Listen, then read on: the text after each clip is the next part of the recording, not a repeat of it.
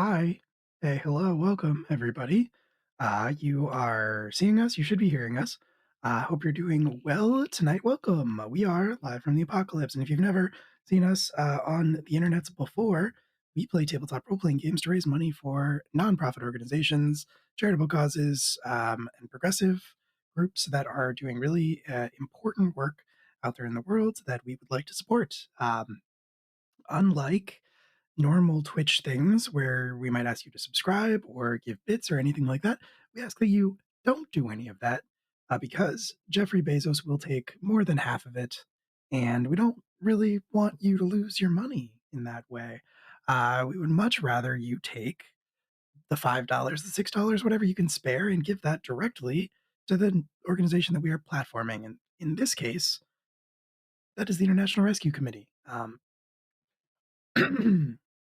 Excuse me. The International Rescue Committee, if you are not familiar, is a very important humanitarian aid nonprofit that has existed for more than 80 years. They're active in 40 countries, including the United States of America, and we have been playing games for 12 days now, raising money for them.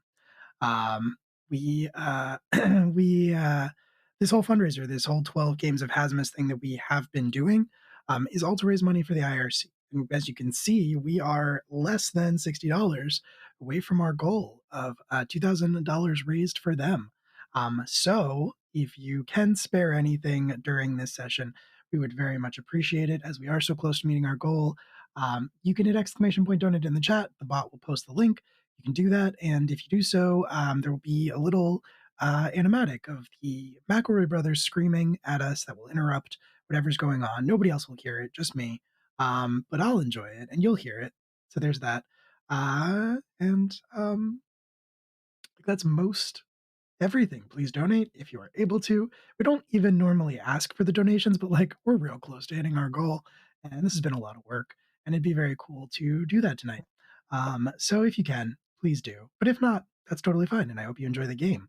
And speaking of the game, I will turn it over to Liz. Great, perfect. Hi, everyone. So tonight we'll be playing Wanderhome. This specific session is called Release and Rebirth, a New Year's story, and it's kind of about characters in a place dealing with kind of wounds from the past and trying to heal from those together. Um, I I do think we should probably go around and let everyone introduce themselves and their characters, and then also list anything they might want to promote or reference or stuff like that. Um, Hate to hand it right back to you, but there seems like a really nice kind of. I guess we could go clockwise. Actually, let's mix it up um, since we are in a circle. So, Katie, Well, that means would Katie you like goes to? first, and I feel bad about that. No pressure. We can go counterclockwise. Either way works. No. I got this, guys. Okay. We have faith in you. My name's Katie. My pronouns are she, her. I have nothing to promote, but tonight just I'll be fucking playing rip it, baby. Slop that down, dude. Shit, yeah, dude. Maybe I Crack don't one get for the this. How much big boy. information do I need to get?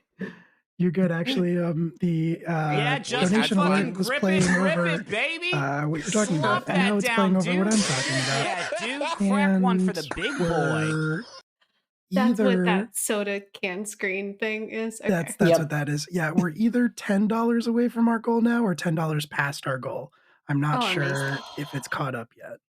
But thank you so much for the donations, everybody. That was unexpected. Yeah, thank you Aw. all. Incredible. How many separate donations was that? I missed was two. Two? Okay. Yes. So, side note, because this is perfect timing for that, anytime you donate, these lovely people will get a token that they can spend in the game to make things happen. So everyone is going to start with 2 tokens because we already have 2 donations. Huzzah. Very Hunger Games. That just got dark. This is how we do things around here. Now, with all that said, Kitty, for introducing your character in terms of things to tell, I would say your character, maybe their playbook. People won't know what that means, but at least we'll hear the concept. The care, animal type, maybe everything at least down through look, and then your choice from the pick list if you want to disclose any of that, but at least those kind of categories down to the look at least. Thanks, Liz. Mhm. Okay, so I'll be playing Ethra. Her pronouns are she, her. I'll be using the playbook Dancer. She's intense, vocal, and full of light. She's a flamingo. She's very hopeful and charismatic, but she struggles with honesty and focus. She's adorned in golden jewelry. She wears a flower crown. She carries with her this messenger bag, this cloth messenger bag that is just sopping wet constantly because she is picking up like various flowers and leaves from the ground and the marshes around her and putting them into her bag to potentially give away to other people if she sees fit. She also carries with her uh, um, a lovely little iron handpan drum that she likes to play sometimes to dance to. She uses her little feet to tip tap out some beats. And that is Ethera. Della, would you like to introduce us to you and to Gladiola? Of course. I am Della Collins. I don't really have anything to promote. This is Gwen. She's very sleepy. Her father will be down to take her to bed soon. She is actually completely unconscious now. Oh, nope. We're getting there. So I am playing Gladiola, who is a great blue heron, and is the caretaker. Yeah, just had fucking fun. grip it, The caretaker baby. playbook is kind of Slop a that down, dude. psycho. got Yeah, another dude. donation. We Crack got one another for the donation. big boy. Hooray! So Thank you much. very much. So we are Treat we are officially at $2,000.01. Amazing. Incredible. Amazing. Thank you so Incredible. much, everybody thank who you all. donated. That Making is the world wild. a better Fantastic. place. Stretch goals. Seriously. Seriously. Stella, I think you single-handedly should just take full credit for that one. I'm going to take full Mhm. credit. Actually, I'm going to give the credit to this to her. It's true. I think it's the mascot. It was she's anonymous, happy. so it could have been Gwen. It could have been Gwen. I think it actually was Gwen. It was Gwen. She's smushing her face so hard against there causes donations to happen. Moving on. So I'm playing Gladiola. She's the caretaker, which means she is the caretaker of tiny gods. She carries little gods with her, gods that need healing, gods that are hiding or are small in some way. Her care is tender, supportive, and silent. And she is grandmotherly, wears a faded shawl, ceremonial robes, and huge glasses, big Coke bottle glasses. And she carries a wide ceramic dish, always filled with golden light. And that's Gladiola. And then JD, will you introduce us to Kit and yourself? Sure. So I am JD. You can find me in so many things that Live from the Apocalypse does, like Class Reunion and Academy H. And you can also find me in Tales from the Table Studios and their game A Crumbling Foundation, and some things that I feel like might be announced in the very near future, but I don't think I can announce quite yet, but I'm very excited for. For tonight, I am playing Kit. Kit uses they, them pronouns and uses the Ragamuffin playbook, which means they are a young possum who does not have any parents or family. They are friendly and adorable. They are not so good at being quiet or attentive, but they can make a friend anywhere they go, and they are very confident in this. In terms of what they wear, their jeans are always grass stained. They wear boots that are way too big for their feet. They also have suspenders and a backwards cap. And I think that is it for Kit. And then back to Will for Luca. Yeah, I'm going to be playing Luca. Hi, also my name is Will. I'm going to be playing Luca, who is the veteran playbook.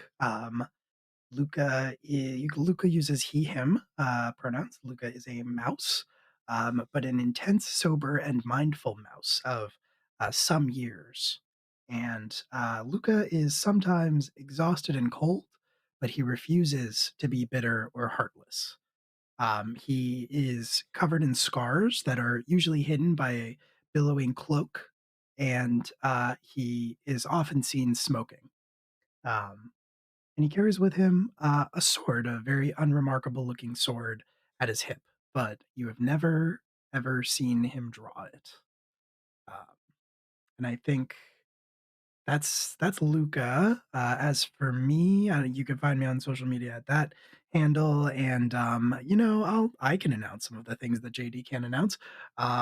We're then starting on the 4th, I think, which is this coming Wednesday.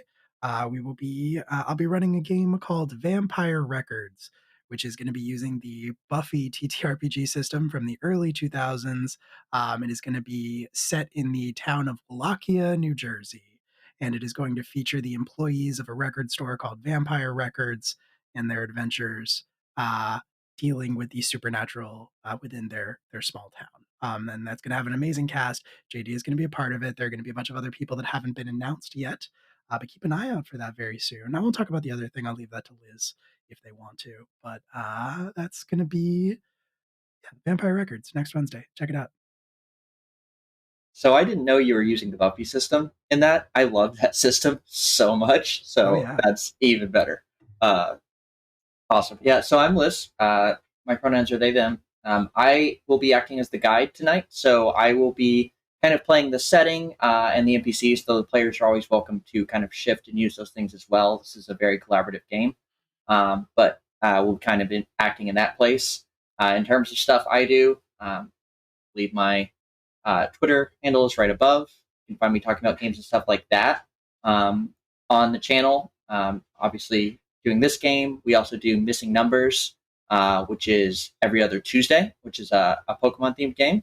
And then not next week, but the week after, on Wednesday, we will be starting Band in Dual City, which will be a Yu-Gi-Oh game with a lot of influences from particularly Yu-Gi-Oh 5Ds. So there will be motorcycles, a lot of punk, a lot of Wicca influences, and it is set in a dystopian future where a bunch of so-called menaces, which is kind of a name they've taken on for themselves, have figured out how to use magic to summon monsters into the world and are using it to combat an oppressive corporate state. And it's going to be really fun, and I'm very excited for that system. And JD and Will both be in that game as well. We're really in our fuck it era, you know? It's incredible. Yes. It's really incredible. What do we want to play? We need to continue this. Yeah, very good.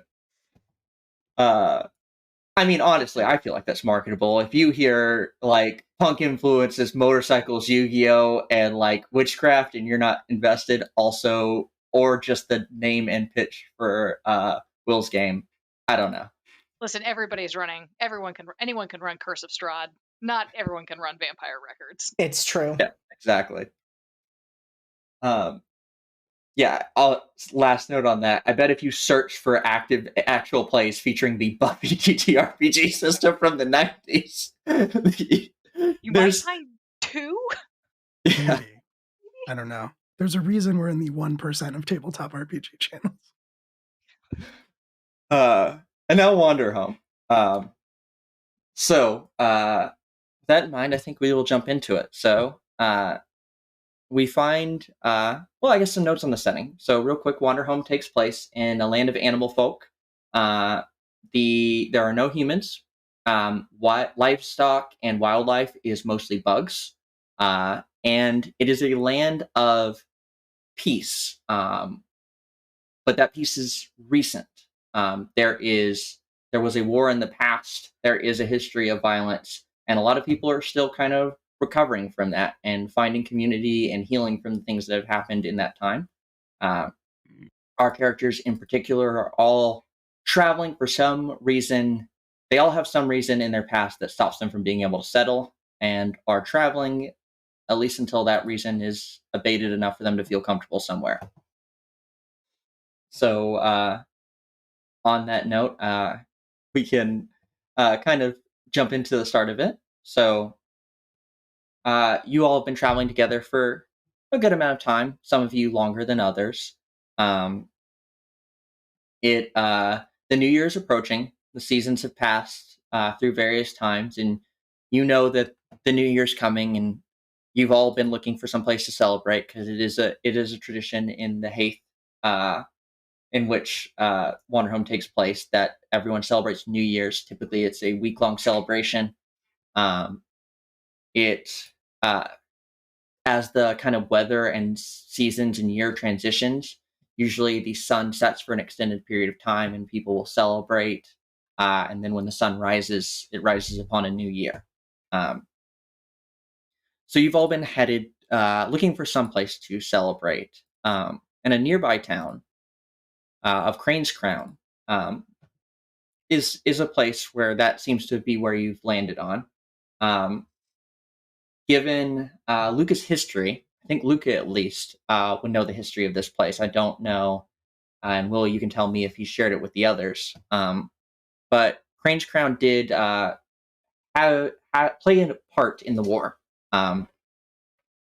The How significant that part was open to interpretation, but it was controlled by the oppressive faction acting in the war. There was a noble in place in Crane's Crown, from which the name of the town is taken. And there also was a key point for the revolution in there, a underground bar and meeting place called the Fox and Toad Crossing. And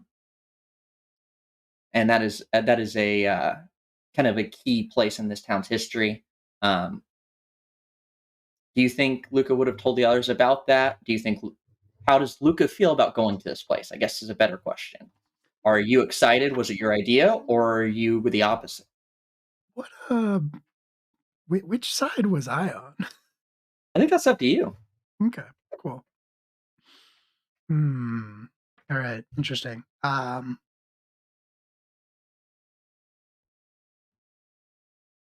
I don't think Luca would be particularly excited about going here, and I don't think he would explain why to anyone.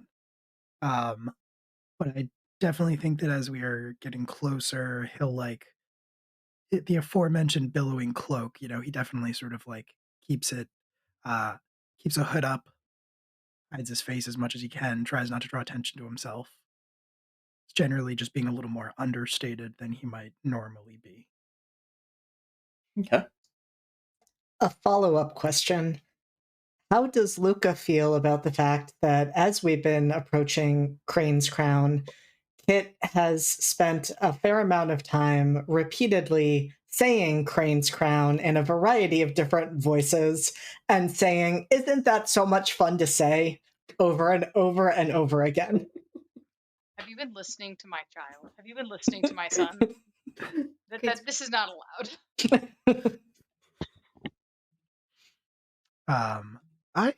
I think he would like. I think Luke is very good at tuning out Kit. That's fair. Ethera has fully been behind Kit, just like tippity tapping on that drum. Crane's Crown, Crane's Crown. You sing it, baby. That's why you're my new parent. I'm pretty sure one of my tiny gods is probably in on that too. The others are less thrilled.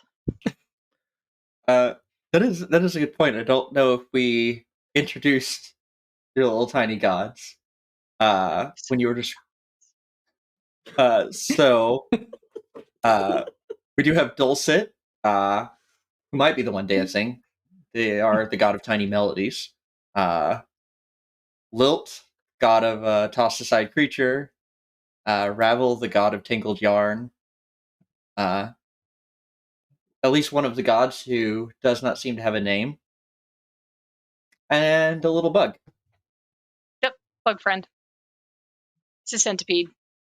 I call him Crawly Crawlerson. Is he a god? No, just a centipede.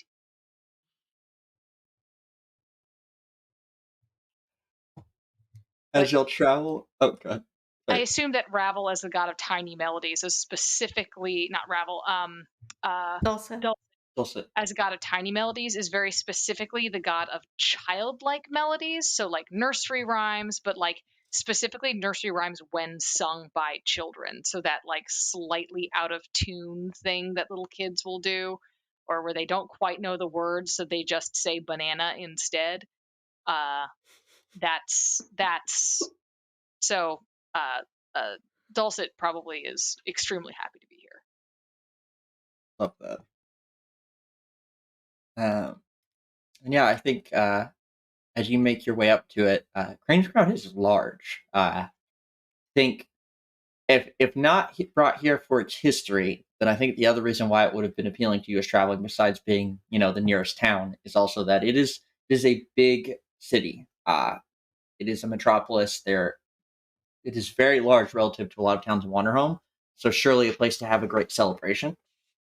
And as you all approach it, you can see kind of the up on a hill. You can see the kind of looming size of this very big, very stone architecture, very polished, shining, like kind of city on a hill. As you approach, and do y'all head into the town? I think so. Yeah. I don't know about the rest of you, but I'm looking very forward to resting my feet. Why would we rest? We just got here. I love the spirit.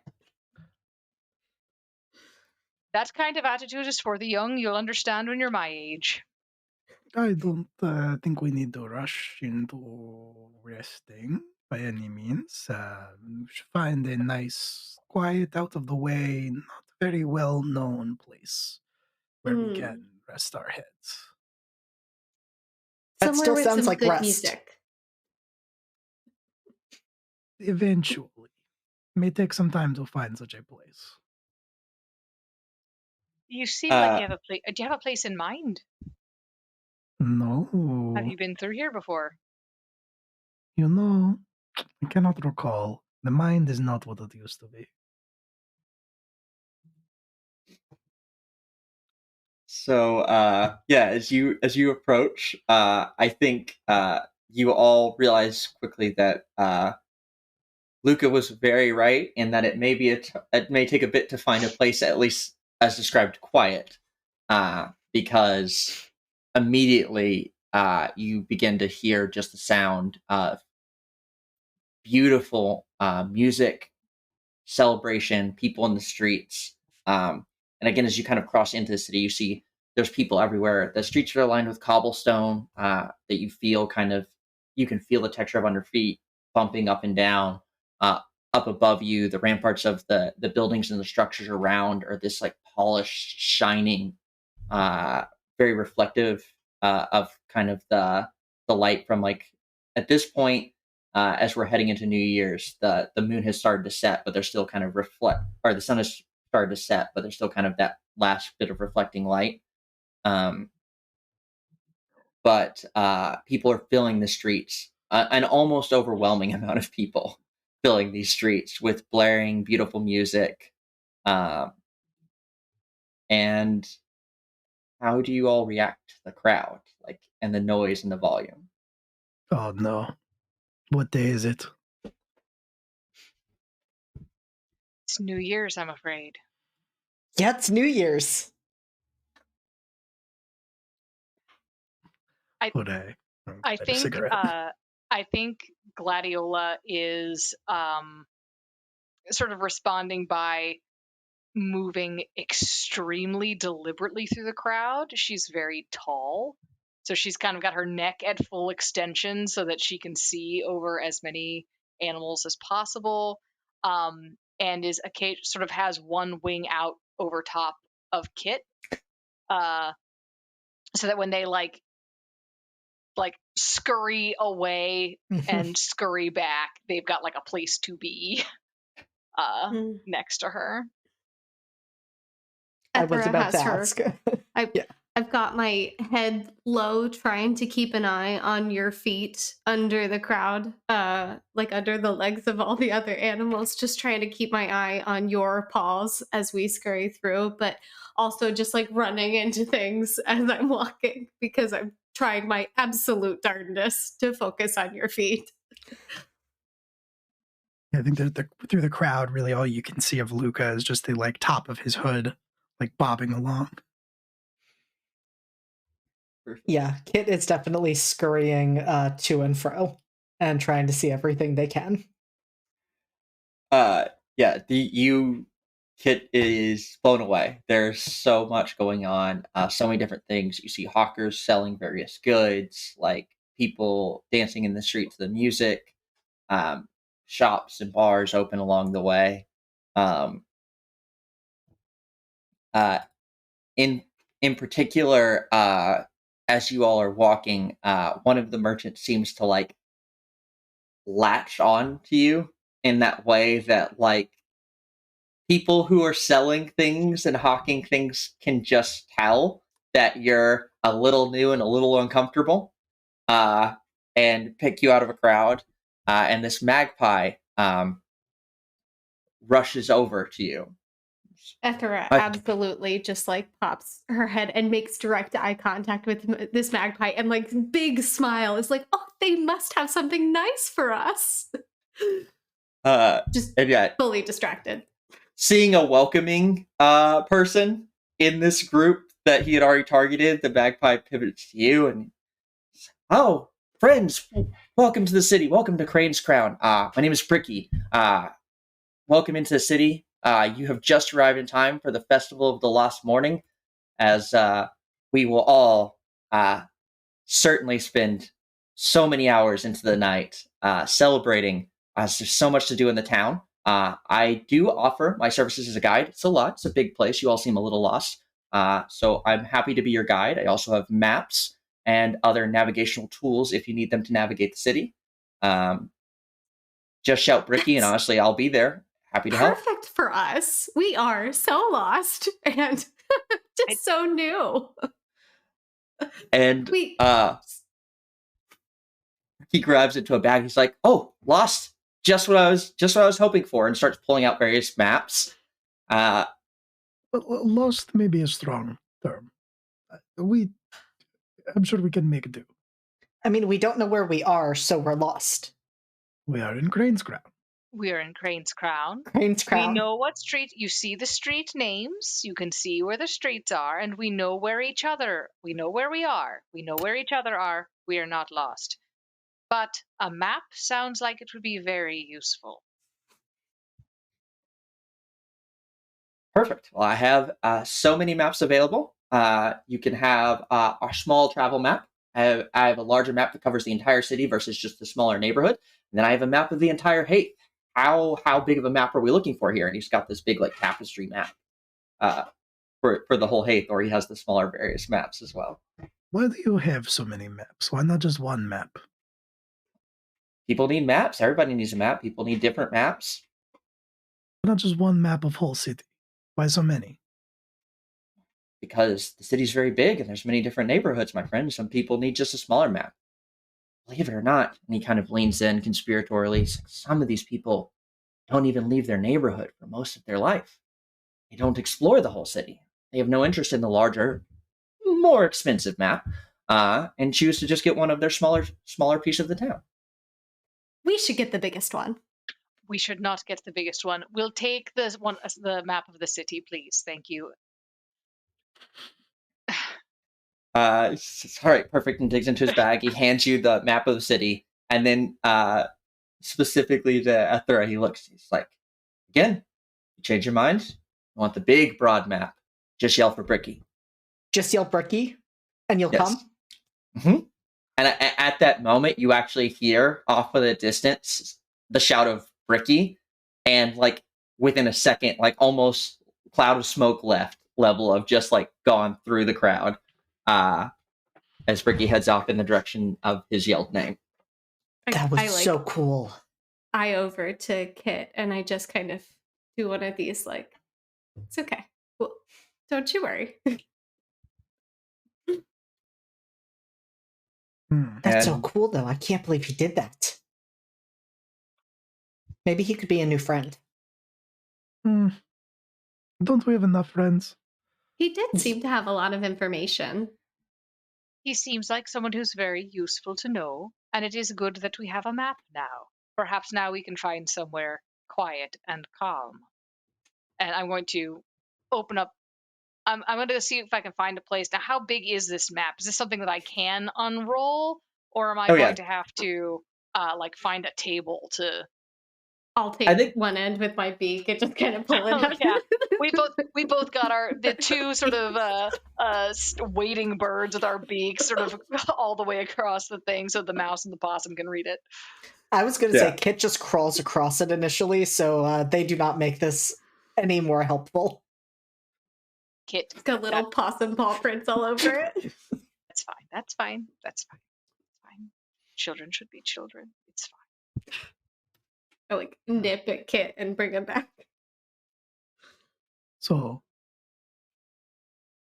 quiet and out of the way. Quiet and out of the way. Quiet and out of the way. What I'm are we? scanning the map. What are we seeing on this map that looks quiet and out of the way? I think you could pick a couple of neighborhoods that seem tucked away, like a little bit further removed from kind of the hustle and bustle of the main city. You see an area.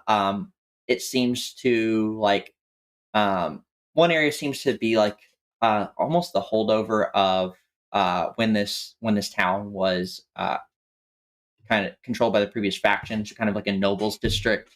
You see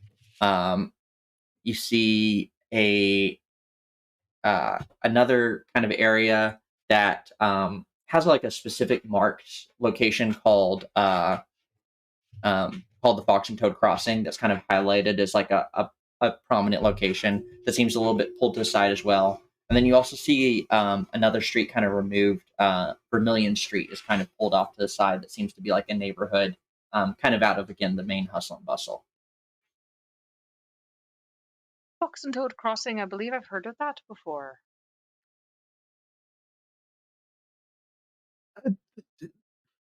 I think there are better places than that It one. sounds like a nice place where we could sit and maybe get a bite to eat. And you said you wanted to rest your feet. Yeah, I'm really Mhm. hungry. I think the fact that it's on the map means it might be a bit of a tourist destination, which means it's more likely that there'll be things there for the young ones to do. And Yes. Now, what about this place, the Weasel Hole? Now that sounds like a place we would want to visit. I don't know if weasels are exactly the. I I don't. don't. It's not even the weasel part that concerns me about the name of this establishment. I think What is wrong with Weasel Hole? anyway. So there's also this other option. Perhaps we could check out some things on Vermilion Street and see if there are any places where we could buy supplies, or Yes, maybe we could get. Let's go walking. Inventory. Let's head towards Fox and Toad Crossing. Maybe we'll see something else on our way, but we can just walk towards it and see what's around. Give us an opportunity to do some tourism, and then I can sit in front of a fire and put my feet up, which is all I want to do. There probably sounds have lovely. fires at Weasel Hole, I'm just saying, but it sounds like a fine plan. Grab Kit and just kind of usher us towards the direction that I think the Fox and Toad Crossing is in. It is the wrong direction. As Kit's just like, Ethera, what was the problem with Weasel Hole? It doesn't mean that there are weasels there. They're probably not Toad and Fox at Toad and Fox Crossing. I'm just saying. There's nothing wrong with weasels. It's true. Right. I Right. There is nothing wrong with weasels. I just it's the whole part that it seems The whole thing? possibly unsavory. It has an unsavory connotation. Am I the only one who sees this? The way weasels live in whole. What is unsavory? What is All right. confusing? Honestly, All right. the more that he talks about it, the more that I'm thinking maybe we should explore Weasel Hole. I don't. No. No, I am. Okay. I am vetoing the weasel hole. Ugh, Okay. fine. She's right. She's right. I fall in line behind Gladiola and just kind of, okay, we're marching. So y'all are headed to Fox and Toad Crossing? Is that the consensus? Yes, I think Somehow. Apparently. somehow Gladiola has convinced these people to at least walk in that direction and see if there's something else along the way that looks promising. We'll take that option.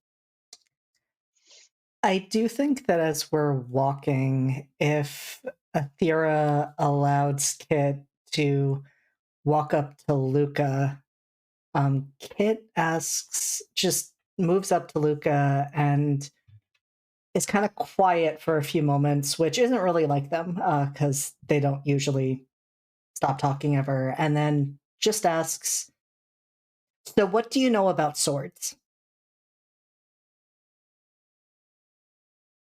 What makes you think I know anything about swords? You have a sword.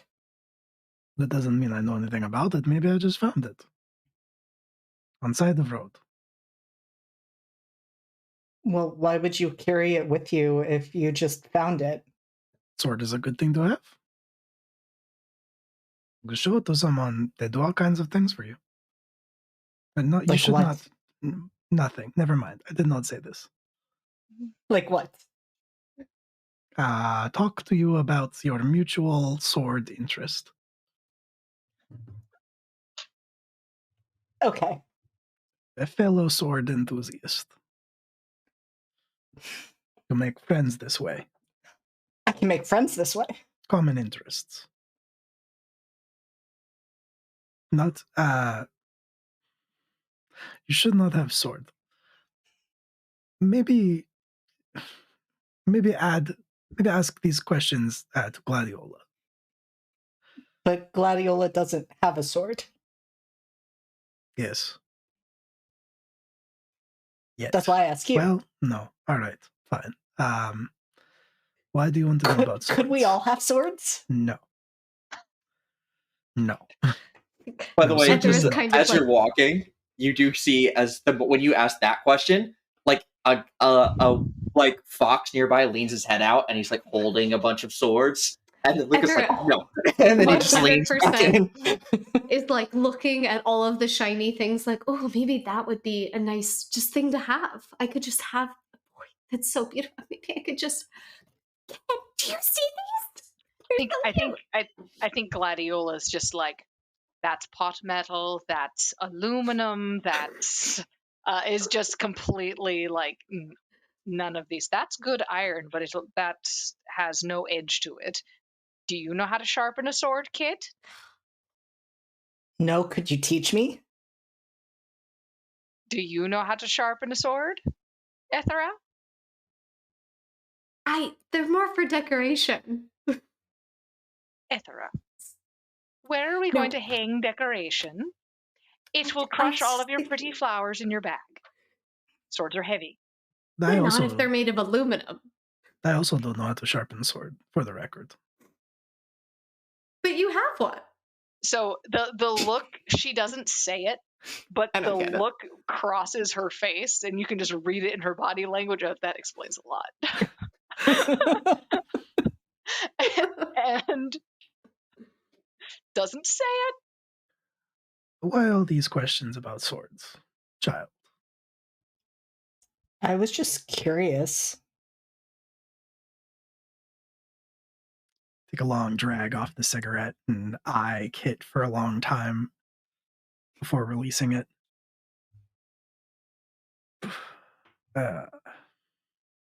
Can I smoke one of those? No. I nip that kid and just pull him back.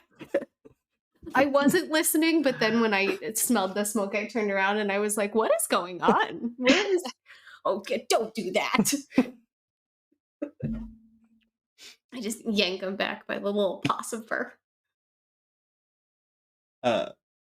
As you're making your way through the crowds, you all see again just this huge amount of people, mixes of crows, ravens, foxes, mice, malamutes, other animals. Some you may not even have seen before, all pushing through the streets.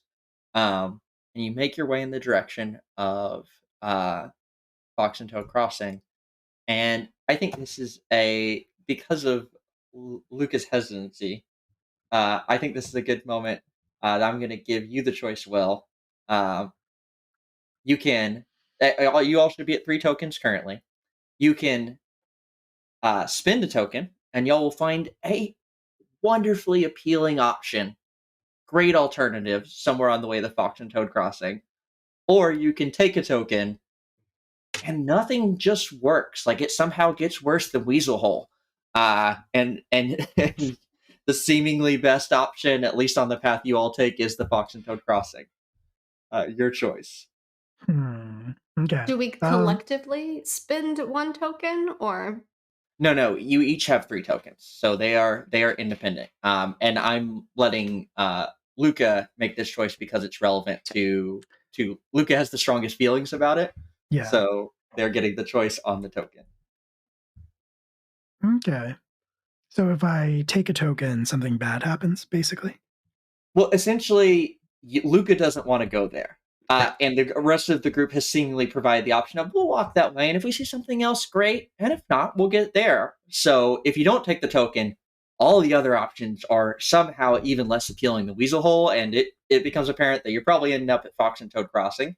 Yeah. If you want to spend a token, there will be some other perfectly acceptable option that the group can settle at before having to reach Fox and Toad Crossing and Luca having to deal with that. No, I will take a token. That seems like the most interesting option. Okay.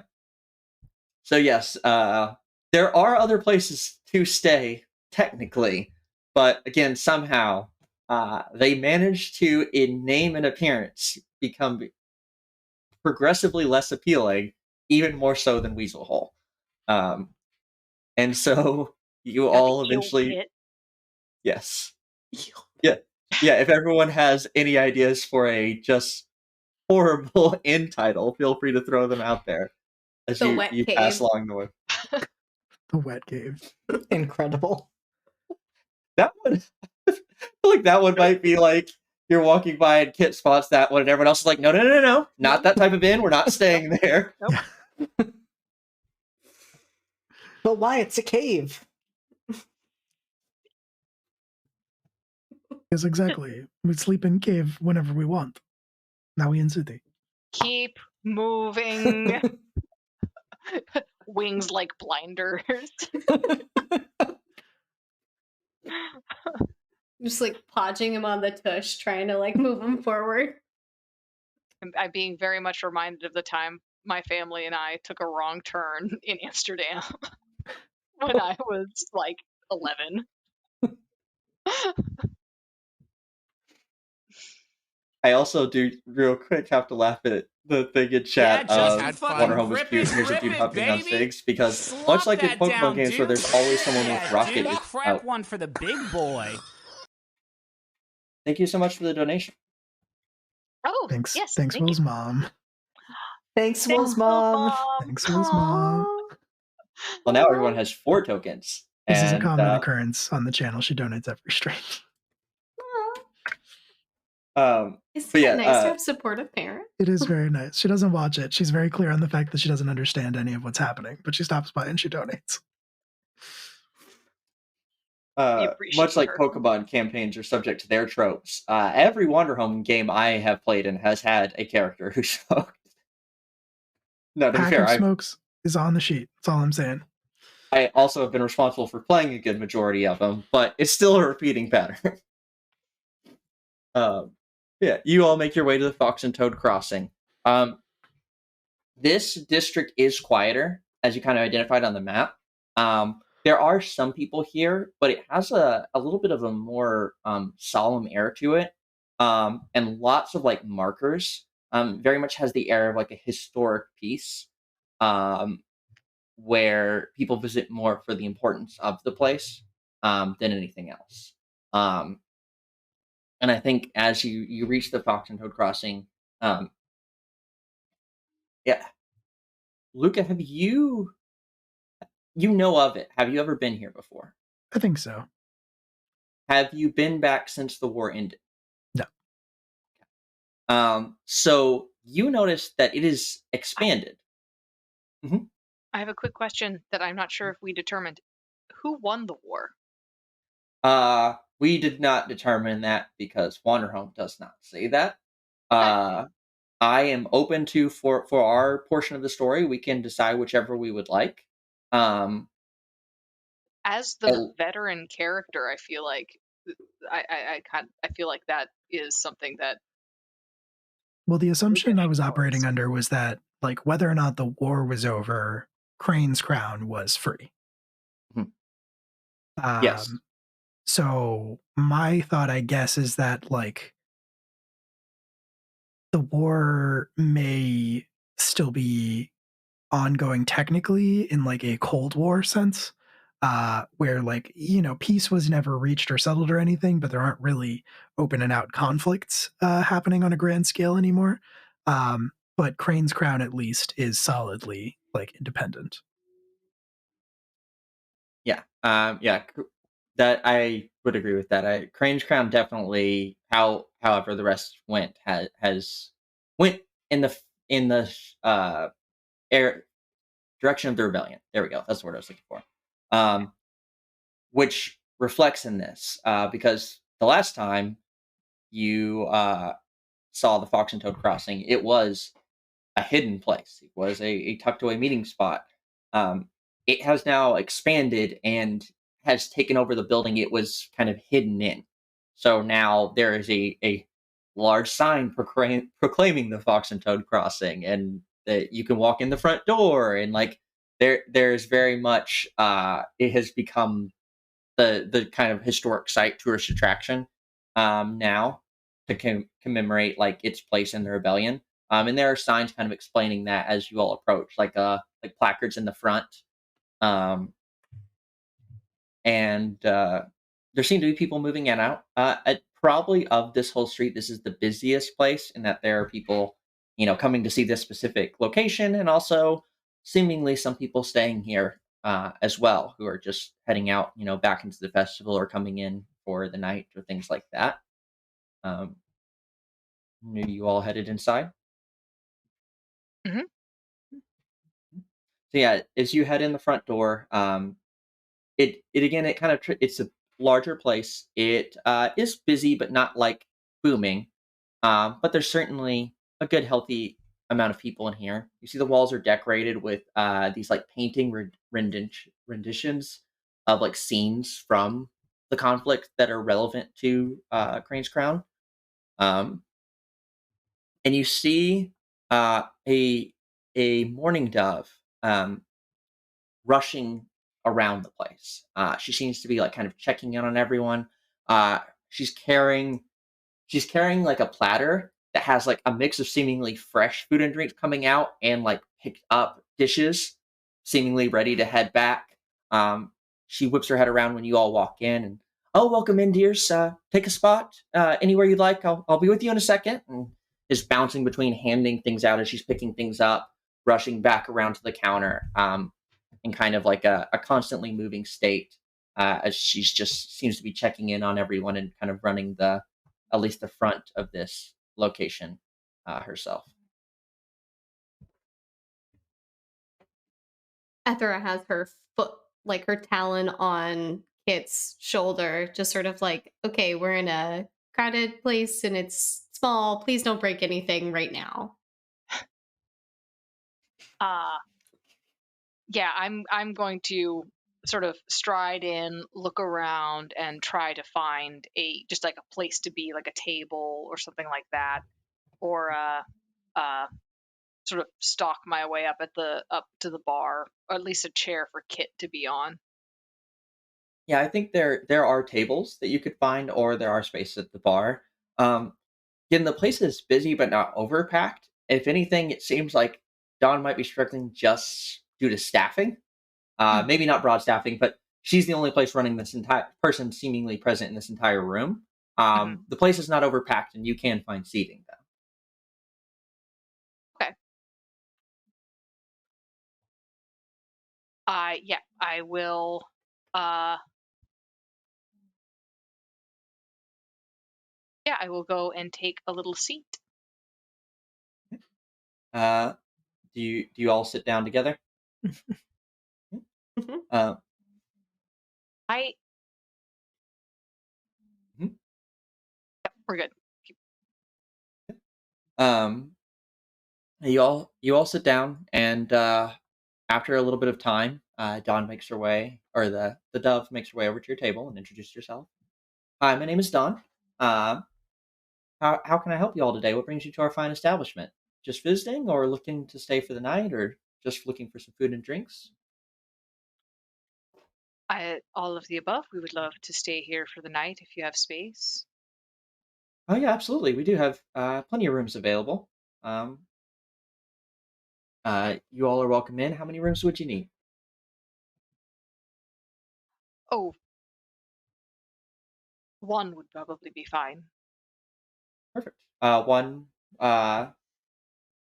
We have one that has 4 beds in it. We can get you all situated in there. Um, would you like? I can go ahead and get that started for you. Would you like any food or drink? Yes. What would you all like? And Gladiola will invite the others to order. I think Gladiola is kind of like the person who handles money for the group, for everyone probably except Luca. Uh, and not not in a like not in a trying to be crappy or stingy about it way, just in a like just it will be easier if I'm just doing this. There's just Ethra has 100% in the past had money in her bag and then just lost it. It has oh fallen no. out or like so she does not trust herself with that anymore and has given it all to Gladiola. It's just a like, please take care of this. Okay. So yeah. Uh, do you need do you need any help? If you'd like to point me to where any of the linens are, I can get our own beds for us. Oh, no, no, I couldn't possibly ask that of you. I'll take care of it. Just let me bring you your food and your drinks, and I'll get you all This situated. is some wine, please. Yeah, I Luca, can why are you absolutely. being weird? Uh, Kind of, Something I weird. like tap Kit, like gentle, gentle. Luca, you seem uncomfortable. I don't. Is there? Would you like if I just like tapped out a little song for us to just vibe to? No, no, no, that won't be necessary. No, no, that's Hmm. fine. Suit Is yourself. Dawn left? Yeah, I think if you all put in your orders for food, she ducks off to go bring you your various drinks and food, uh, uh, and you all I are like left here to sit. grab Dawn as a quick aside, and I'm just like, by the way, we're new, and if there's any like local treats or anything, just go ahead and bring them on over. I I just want thought to you let you. were. Thank you. I thought you were gonna tell her it was one of our birthdays. Oh, by the way, it's Hmm. it's her birthday. No. Uh, Right. I just had something in my throat. I am not acting weird. No, you're It totally just acting weird. it just seems like something is up and we're all just trying to have a fun time and celebrate the new year and it really seems like you have just shut down. So we're here together as a party. Just open up a little bit, Luca, just a little bit. We can help. Uh,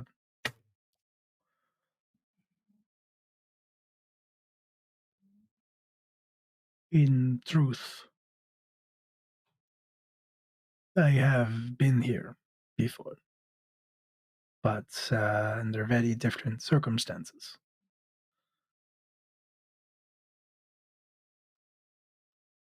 The Oh, last so time, the last time I was here, this was a secret meeting place for the rebellion.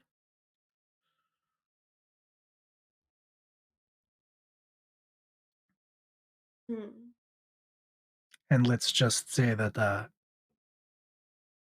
I was not invited. Why? This is a complicated question. I mean, that just seems mean that you weren't invited.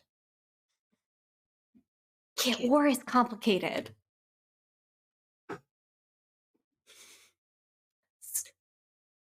The rebellion was complicated, right? It was. Why do you guys always say that things are complicated? because we want to protect you. Many of us had to deal with growing up very, very quickly. And we want to allow you to be a child as long as you can. And it's easier to believe that there are good guys and bad guys in this world and that the good guys always win. But in war, mostly what you get is a whole lot of young men and women who are told they need to kill a whole lot of other good men and women just because they're different. And they're usually not even that different.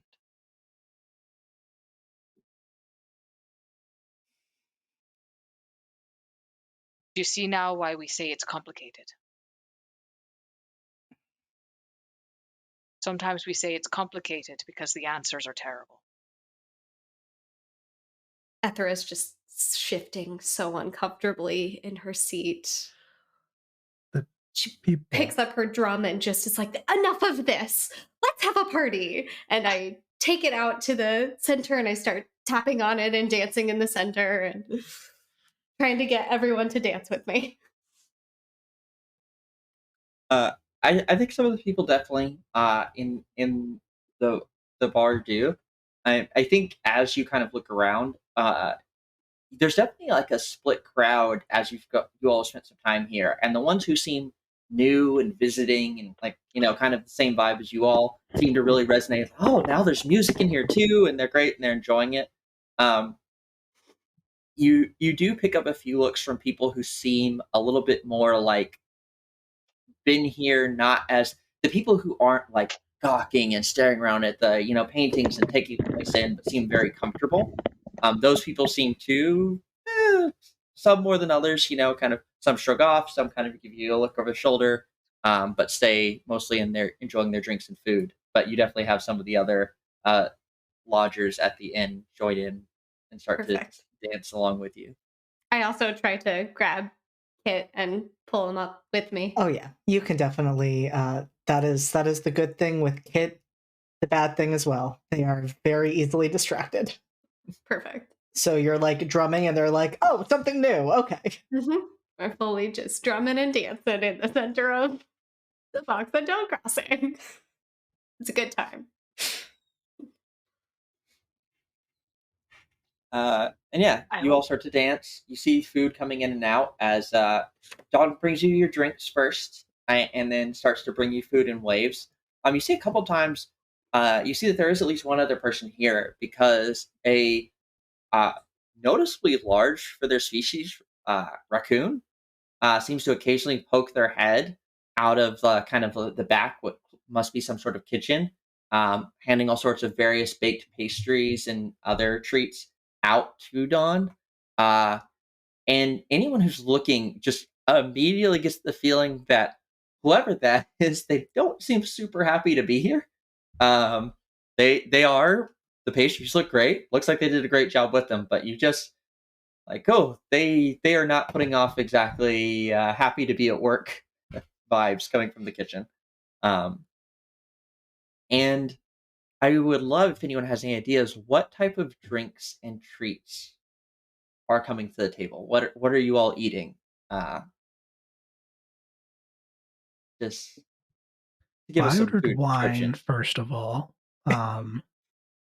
Very important. Again, though, my brain just immediately like defaults to Redwall, so I'm just like thinking about Redwall food now. I mean, that Wanderhome is inspired by the Tales of Feast from Redwall. So feel free to add any details that are appropriate to Redwall that you would like. For sure, yeah, like so just bonkers cheeses. Just like fucking insane cheeses. But I'm they're thinking made from like the milk of fireflies. Yeah, firefly cheese for sure. Firefly cheese. bioluminescent. It's cool. It makes you glow. You know, Ooh, just kicking back with a tall glass of firefly milk. that. Yup, we have that's fine. Ether and Kit have absolutely ordered like desserts, and we're Yes. taking small bites of like pies and cookies. There's like a beautiful like fruit tart that we have just started like nipping the center out of. 100%. I was like, Kit ordered whatever had the most sugar content as possible. Mm-hmm. I think Gladiola absolutely has a sweet tooth, and so this is like the thing that she lets Kit get away with every time. Like she's like usually pretty strict with them, but like when it comes to like sweets, she's just like one more is probably fine. One more for them, one more for me. It's fine. Perfect. Um, I'm thinking like seed cakes, honey seed cakes, like those like super like sticky uh caramel poppy seed candies, stuff Oh, like that. buns with like different nuts and berries on top of them. yes. So Yes. sticky. Waves and waves of good food. You're all able to eat and drink your fill. Do you have any more plans, or are you planning to turn in after the night, after drinks and food? I think that is going to depend on a conversation. I mean, Gladiola is going to lean over to Luca and say, "So you have been to Crane's Crown before?"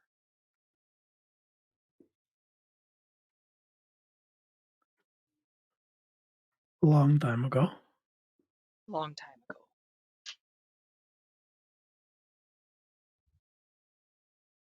under less auspicious circumstances.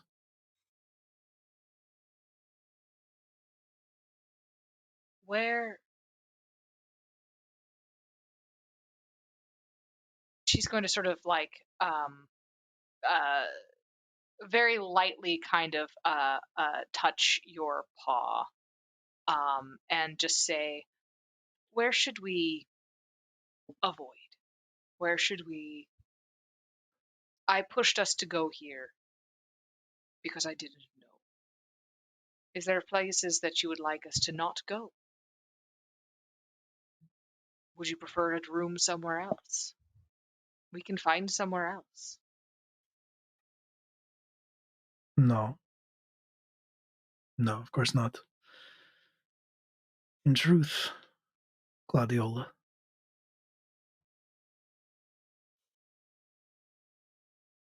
I think probably there are no places to avoid in Grain's Crown any longer, now that my people are gone.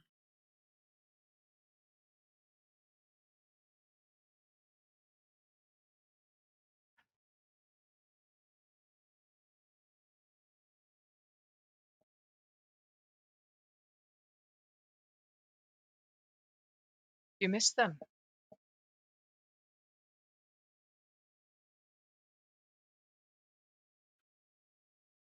It's hard to say. War is strange, like you said. A better question, I think, would be, did I ever know them? Everyone is quick to call you a hero when you are good at war. Everybody wants to know a hero.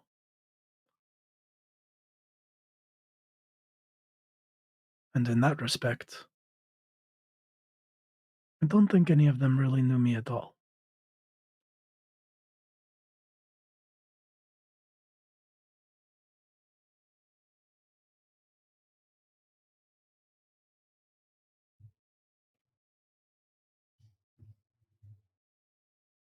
From what I have read, and I have only read,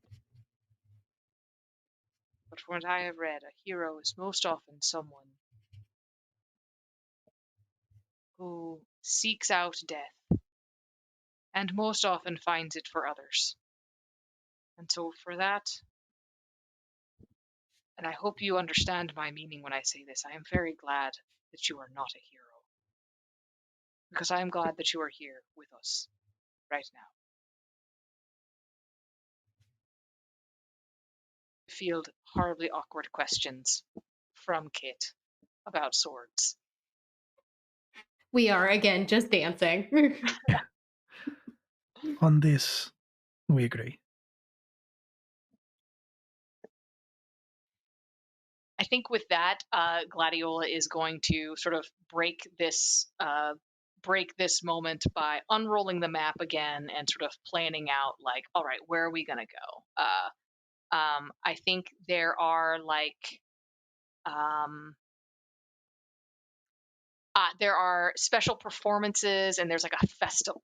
There's like a festival zone that after she's taken off her pack and has uh, uh,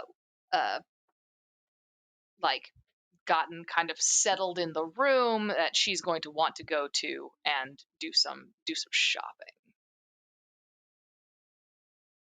Okay. Does anyone have anything else you want to do before you all kind of get settled and then move on into that kind of enjoying the city and doing things amongst the town? I think while I'm dancing with Kit, I kind of lean down and I go, I know we're not supposed to, but do you want to go exploring? Yes? Excellent. Right now? Well, we should probably be yes right now. And we sort of dance out. You straight dance out the front door. Dancing away. Beautiful. If we're able to get outside, I'd like to sort of go, I think Luca just looked, I don't know, a little upset. I wonder if maybe we could try to find him some, the stuff he likes, so wine or mead or something to just swords. It's something to just ease the tension a little, make him feel a little more relaxed. What do you think? I think that's a great idea. Perfect. We are literally just going to go window shopping. Perfect. We don't have any money. I got like a big bag. Have any money? I love the image though of you like turning out your pockets and there's like 2 coins, a button, like a paper clip. You're not really sure what a paper clip is. I have like twine and stuff to make like wreaths and headpieces, and I've got like beautiful flowers on me. I'm thinking maybe I can barter for something. I don't know. I don't know what this town has. Perfect. Turn to Kid, do you have any money? Great. I think that's a good transition into kind of the time spent in the town. So my thought process with this was that, I mean, it's a week-long celebration, right? And I think some time is going to pass of you all enjoying the festival and the town and kind of just really getting your feel of the place, without any significant concerns. So how do you all or you each spend your first couple of days?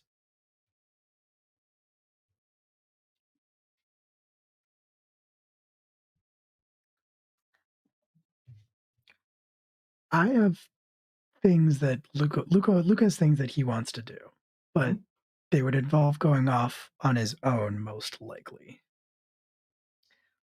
I mean, it's a couple of days. I imagine y'all might have some time where you end up independent of each other. So it can be how you spent time as a group, how you spent time independently.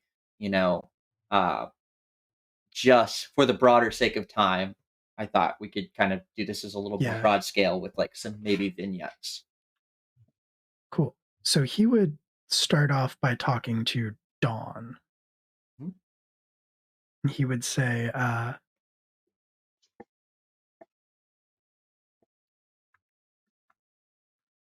I imagine that a lot of people pass through here, and you may be familiar with the residents of this city more than most. Oh yes, absolutely. I'm looking for a few people that I used to know.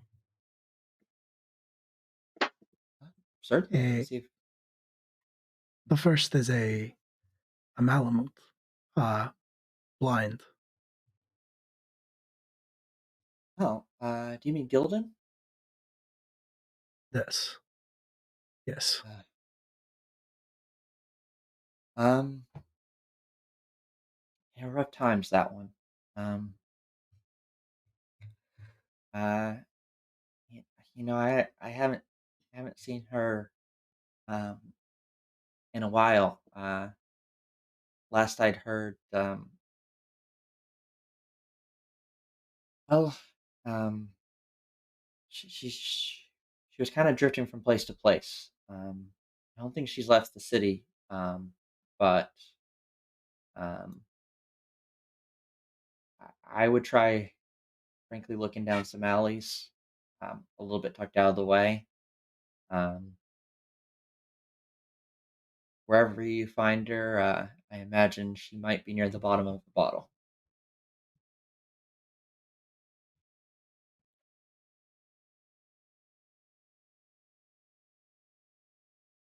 I appreciate that.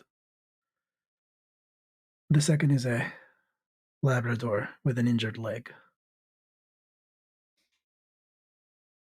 Uh, oh yes, uh, Slade. They don't um, they don't drink here anymore. I believe uh, she gives you the name of a bar in a nearby neighborhood, a little Is it the more Weasel removed. Hole? You know what? It is the Weasel Hole. Uh, uh, Slade prefers the quiet, and a little bit of they don't they don't handle the noise as well anymore. So Weasel Hole is a little bit more uh, a comfortable environment for them. Thank you. Mhm.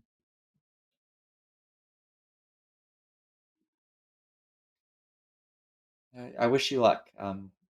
They could both use a friend. Cool. Um, okay. Well, the Weasel Hole is the most solid lead I've got right now. So, Uh, I will say I think she probably gave you like a neighborhood, sure. um, like area to look for. Like you have an area to look for Gildan. It's not like go here and look here. It's like this part of town. Okay. I would, I think, prioritize the Gildan conversation because I think the Slade conversation is more difficult. At least that's how I'm thinking about things. So, Okay.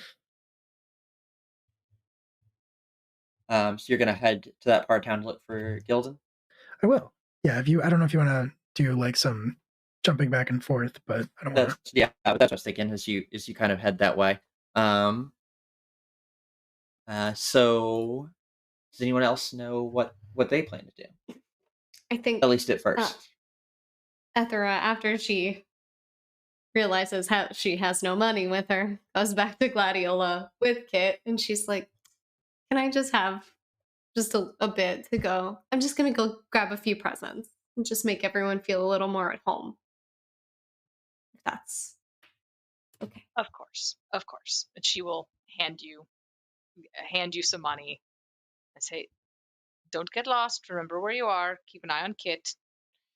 Uh, and that she has the grace to look a little bit embarrassed by this because you are a full grown adult. Like you are not actually a child, and she's absolutely treating you like a child. So Ethra fully like straightens up and is like, of course, Yeah, that is what I will do." and we can't get lost. If we get lost, all we have to do is call Bricky. It'll be fine. Exactly. And I think you say that in a like level tone, and you do see like the little magpie head like poke out of like a crowd of people up ahead, and like looks at you like verifying if it was like, was that a casual conversation or do you need help? Oh, I'll like turn right around to Frankie. Oh my goodness. I'm so glad to see you. We Oh, need hello, my friends. some mead, and I'd love to get a couple of books for Gladiola, just like of the, the town's history. Maybe give her some light reading to do. And Kate, do you want some sweets? Yes. Okay. Ricky, can you tell us where to go to find some good shops that are reasonably priced? Oh, absolutely. If you're looking for shopping, I have a handy vendor's map, which has all of the various shops in the street, and it's just a few coin, and that gives you. You can even overlay it with your other map or use it independently, and it will show I you where all just the vendors are located in the town. throwing money at Bricky as I take this map. Like, oh, you're so sweet. Thank you so much for this. Yeah, And no problem I at all. think And if you need me, just yell Bricky, and again, Bricky. Bricky runs off into the crowd again, perfect. chasing someone else. I will absolutely, as soon as I can, take Kit with me and go pick up some gifts and wine or mead for Luca and a couple of books, some light reading for Gladiola, and absolutely some sweets for myself and Kit. I think as you're bouncing around and shopping, you find all the things you're looking for. Um, Kit, your attention in particular is caught as you are all shopping by you see a cart that has, for lack of a better term, like gadgets or gizmos, just all sorts of interesting constructed things wheeling and spinning and twisting and like kind of wobbling across, like walking on their own. That seems to be run by a rat who just seems to be like, you'll see him occasionally pick one up and like look at it a little bit and then like start tinkering with it and like tweaking it a little bit and then set it back down and see that it starts working again. And that just, all of the motion, and some of them are quite colorful, catches your attention in particular. I mean, Kit definitely just goes and like picks one of them up and starts like examining it closely. Um, and I think you run up and you just pick it up, and almost immediately they kind of like jump and then like reach out. It's like, oh, just a little careful, just a little careful there, my friend. Yes, if you're interested, I do have some great wares. Just a little, kind of lifts it up real quick out of your hand. Just a little careful, please. I can be careful. I can be careful. Ethra. At the sound of the word careful, I just like crane my head around. And then I tiptoe over. Yes. Oh, what do we have here? They're so cool. They are. What are they? Oh, well, these are Pip's gizmos. I'm Pip, and these are my gizmos. I have made all of these myself. They are, I don't know, I just think they're neat. They do various things. Some are useful, some not so much, but I think they're all quite fun. Your friend here seems plenty interested, though I do think there are some maybe better suited to younger hands than others.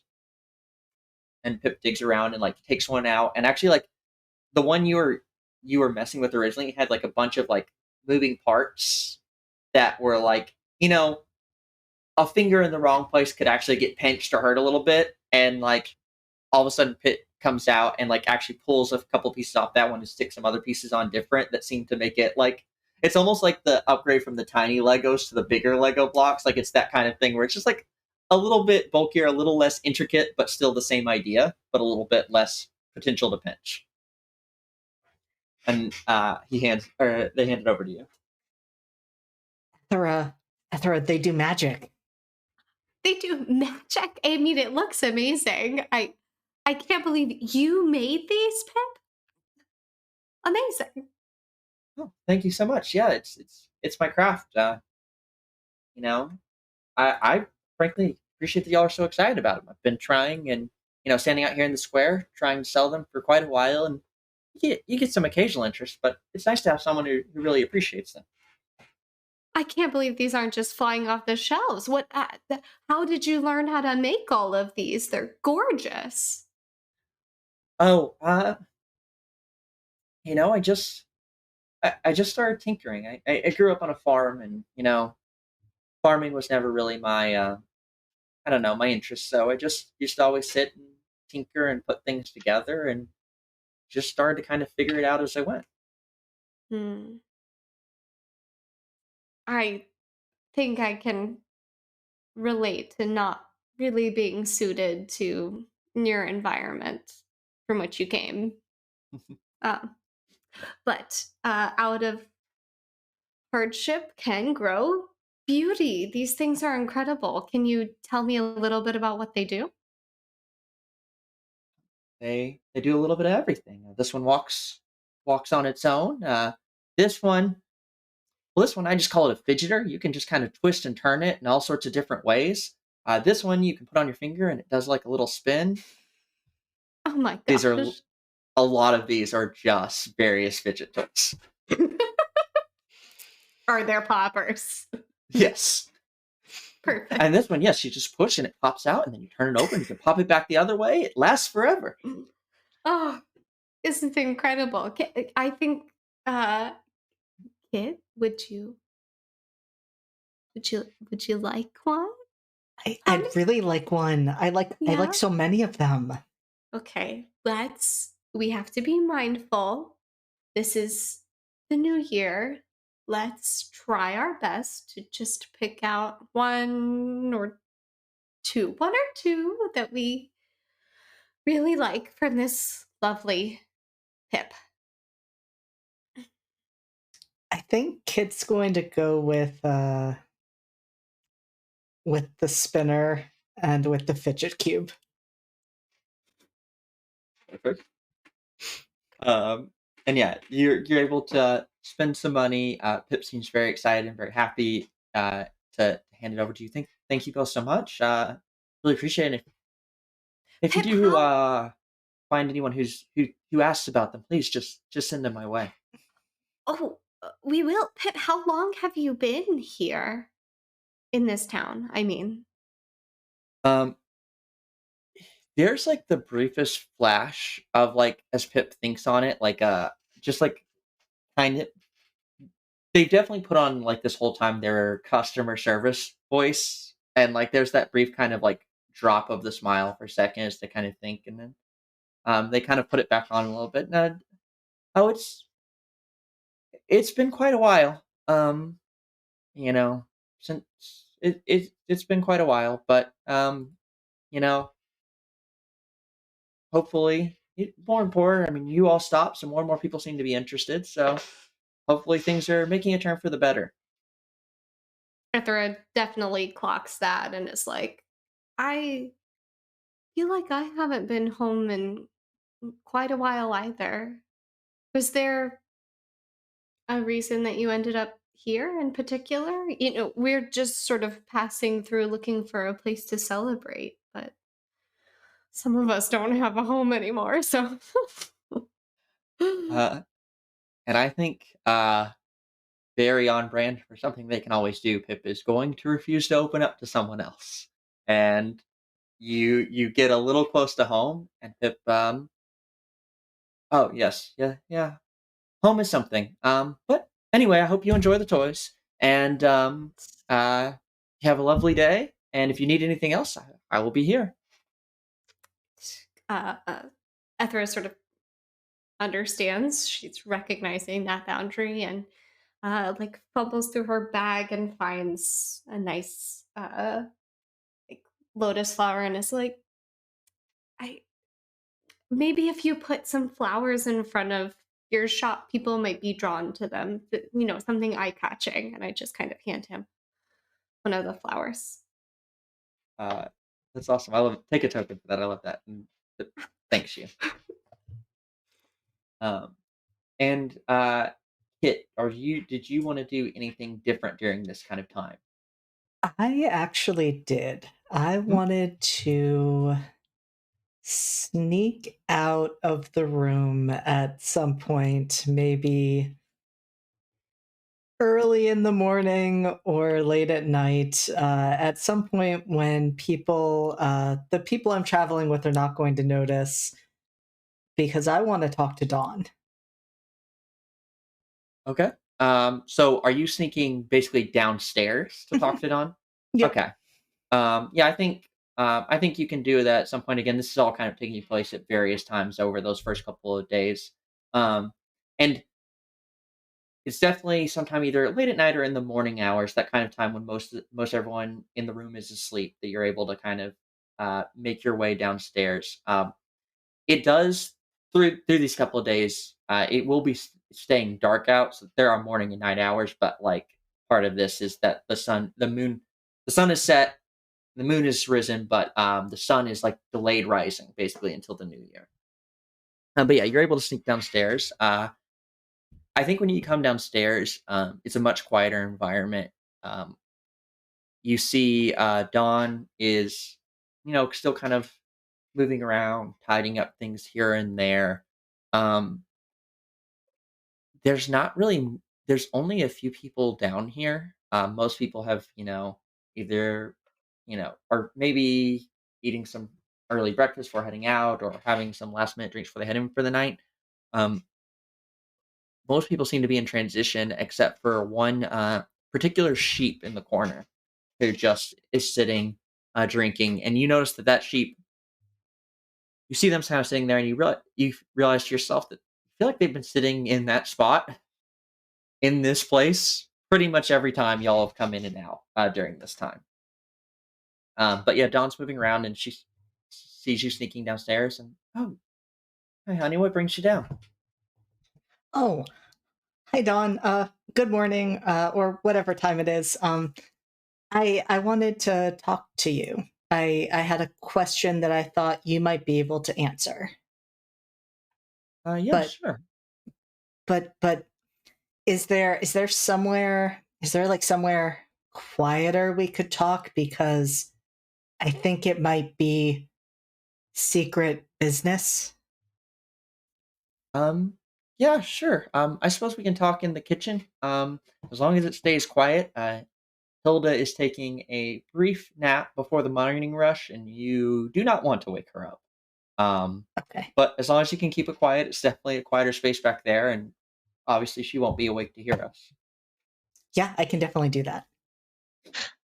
And yeah, she takes you back into the kitchen. You do see the same larger than average raccoon from before is like kind of there's some like sacks of food in the corner, and they have just like laid down kind of half on those sacks, head against the wall, just snoozing away um, in the corner of the kitchen. And so I will say throughout this, I am not going to try to do this one because I'm not sure my mic will catch it if I do, but Kit is very much trying to stage whisper in a way that is not a stage whisper in any way, shape, or form. And I think they start by just saying, so I don't really understand it, but I think this place, I think what the others were saying was it had something to do with the rebellion and stuff like that. I think it was on the side of the rebellion. I don't know. I don't. If I have something that relates to the rebellion, is this a safe place to talk about it? Oh, yeah, yeah, I suppose so. I mean, this place is celebrating a rebellion, so certainly we're friendly to them here. Okay. And I think at that point, Kit takes out a small scroll and Mhm, says, I've been carrying this for a long time, which doesn't make sense because they are not that old. mhm. Um, no, we have lost Oh, Liz. Oh no. hold on. Am I Nope. good now? Yep. Okay, I didn't want Yes, to interrupt you, but like my whole monitor went blank, and then just my Chrome browser was blank, and I'm like, well, we're still having a conversation, so I think we're okay. So it seems to have fixed itself. Um, I am gonna close the Twitch stream on my other tab though, because that when I clicked back over to that to check chat, that was when it went haywire. But yes, that is continue. fair. So, yes, they take out a scroll and say, I've been carrying this for a long time. I can't read it. I don't know what it says, but I think it's important. And I think I'm supposed to give it to someone who was or is or could be a part of the rebellion. I don't really know. And I thought you might have an idea of who that person would be or what this says or what I'm supposed to do. Oh, oh dear, that's a heavy burden to have put on yourself. But someone Oh, I has didn't put it onto myself. It was put onto me. I was given this. I think that's even sadder. But Why? I hope I can help. You're so young to have something so no. You should just be able to be free. The fact that you have to worry about this. But hopefully I can help you. Maybe I can find someone who might be able to help. Um I mean, even though it's celebrated, a lot of people do keep their kind of I guess allegiances in the war to themselves, uh, for various reasons. But there is one figure here in town. Certainly, he's made it quite clear that he was for the rebellion. And he seems to have accomplished many things to hear him tell it. Um, her name is Jack. Um, if well, y'all are staying here, if you tomorrow, a little bit later on, when people are up and about, um, just spend some time in the neighborhood looking for a rabbit with a loud voice, telling stories uh, for anyone visiting the area. I'm sure you'll be able to find them. That would be the only person I know offhand. So if they're unable to help, let me know and I can look around a little bit more. Okay, I can do that. Thank you, Don. You're a good friend. That's so sweet. Thank you. Um, and she gets back to work. And what is Gladiola doing during these first couple of days? I think you're muted, Della.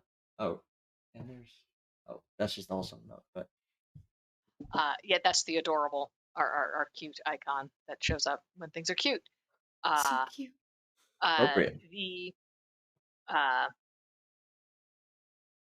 I think as a group, Gladiola very much sort of herds everyone to various like performances and things like Mhm. that. Um, but uh, like specifically dance performances. Specifically, like it is very much like a I know you want to see dance and like sort of encourages is very much encouraging Ethera to go out and like talk to the people who are performing and maybe learn some new dances and like go be around other dancers and engage with people in that way. And so that's she's kind of doing playing sort of that kind of role. I think on her own, she's keeping busy in the inn. Um, what I want to actually do is something that my playbook can always do, which is notice a friend everyone else overlooked. Hmm. So sitting in the inn, who is someone where everyone's kind of gone off to go do their own thing, and I've told everyone like, oh, but remember we're meeting back here at such and such o'clock so that we can get to the next performance on time. Uh, who's someone that people have overlooked here? Um, Prior to the last scene, it might have been Irvin, the sheep, but I think um, It think could be. you It could still be because no one's gone to talk to Irvin. then yeah, I think Irvin is a good fit. Yeah, you notice kind of similar to Kit, you notice that there's a sheep that has been here, you know, eating or drinking, but in pretty much the same place every time you all have left or returned uh, to this place, sitting by themselves, just always kind of uh, in the corner, very much back in the corner, uh, and always eyes up, watching the room. Anyone who comes in, anyone who leaves, looking behind the counter, like just kind of eyes always watching, but very to themselves in the corner. I think uh, Gladiola one day sort of takes a seat closer to their corner and is knitting, and Ravel is tangling their yarn because that's what Ravel does. Uh, and uh, Gladiola is sort of trying to untangle it. Ravel tangles it again. This is kind of a I think this is play for Ravel. This is something that they do. This is like a weird combination of play and worship. I imagine that when Ravel was uh, when Ravel was actually a deity that received prayer, it was through things like playing Cat's Cradle, and other like those like hand finger weaving games. Mhm. And so this process of the yarn gets tangled, she untangles the yarn, is like fulfilling its purpose. Um, and at some point, she sort of performatively gets a little frustrated and asks Irvin, "Can you help me with this? I just can't seem to keep this straight." Uh, and Irving kind of uh, looks up looks up at you when you ask, and kind of smirks and says, "I wondered if you were going to ask. It's this loop right here." And just like in almost the simplest thing possible, will just point out, as they can do, point out something people have missed, and just find this particular little knot where they just happen to be overlaid, and they just tug, and it seems to come untangled. Genius, incredible. I wish I had. That's sometimes it's these little things. It's the little things, the little skills that you just wish you had to see things like that. I'm Gladiola. What's your name? Uh, Irvin. And yes, I find the little things are often the most important things. So what brings you here? Are you from around here? Or are you traveling? Uh, definitely, definitely traveling, I guess. Certainly not from around here. Um, Somewhere quite far away, actually. Uh, Couldn't exactly tell you how to get there, to be honest. But I've ended up here and have been spending my time here for at least a little bit. Um, what about yourself? Looks like you and your friends have been having a good time in town. We have.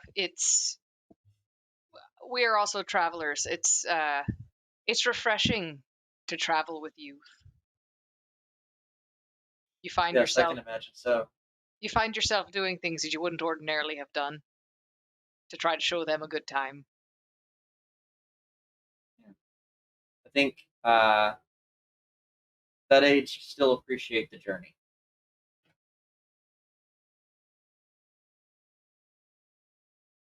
She nods. You don't mind me asking what's brought you into town? Are you just passing through, or I've seen you here every night? Oh yes, yes. This place is comfortable. I just kind of wandered in, and uh, I don't suppose I've been able to find my way back out.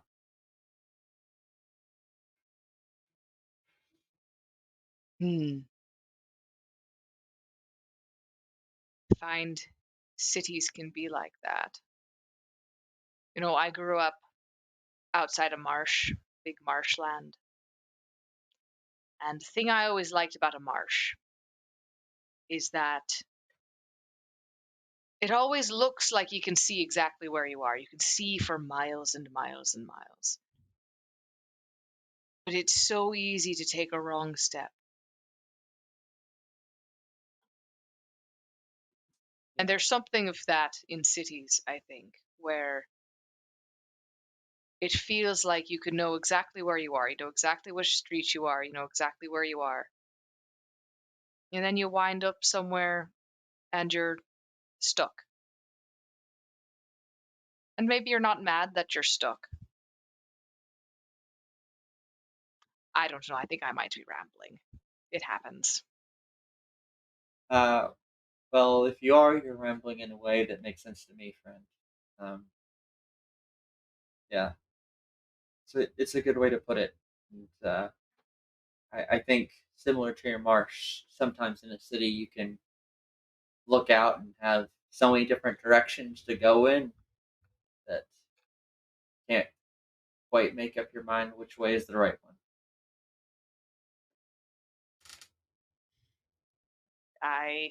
Yes, I know that feeling. For me, can I tell you a secret? She reaches into her pocket and pulls out a die. Mhm. This is the only way I make decisions. I get stuck. I roll the die. I go that way. Uh, It seems like it's worked for me so far. you know, certainly an answer to a difficult problem. It's not a bad idea, friend.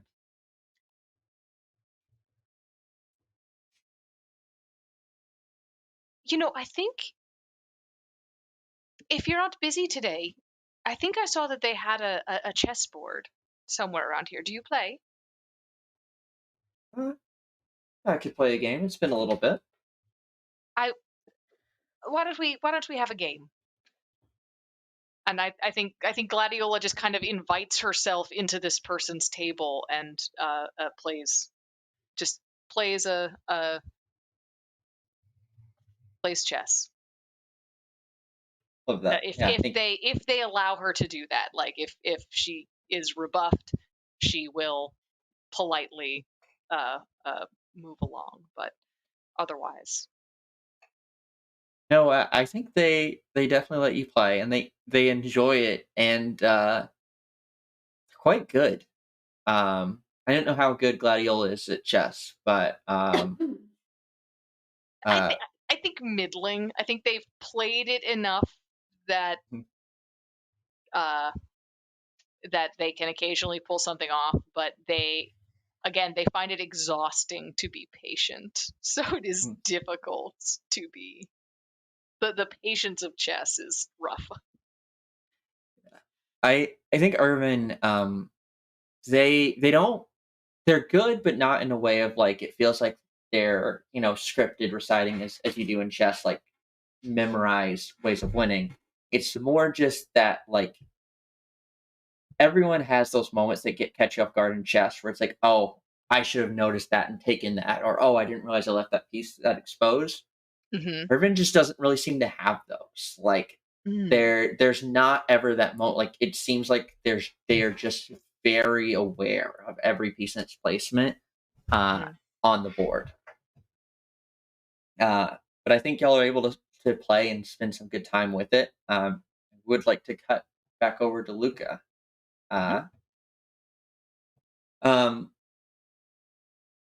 So you were looking for Gildan first, right? Making your way, trying to. I am. I was going to ask, do we want to take a break first since it's about 9:30?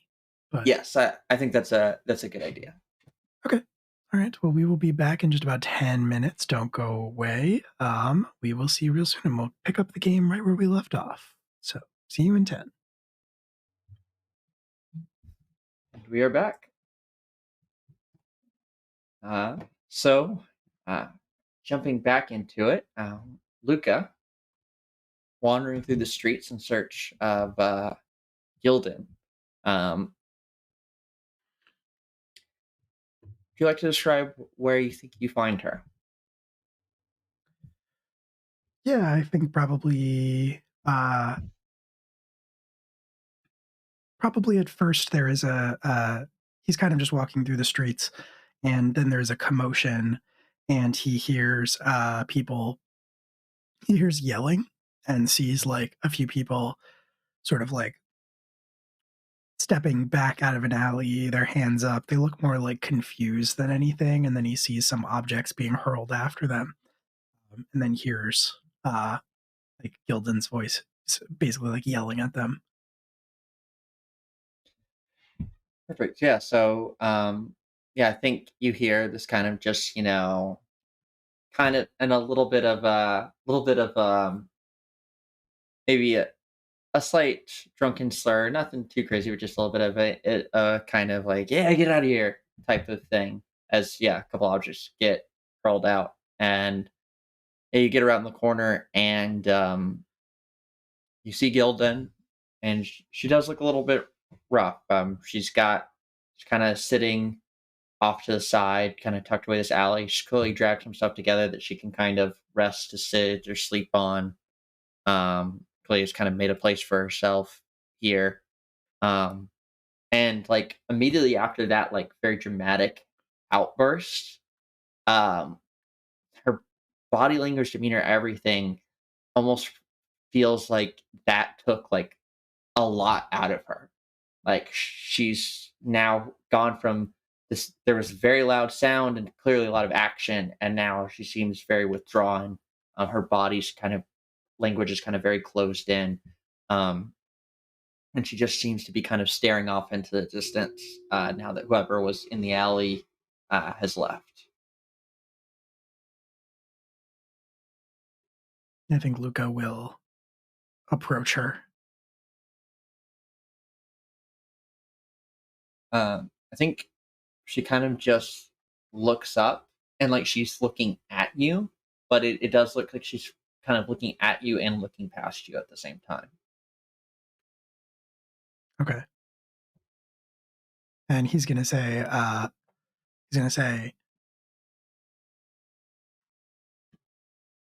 you look like shit.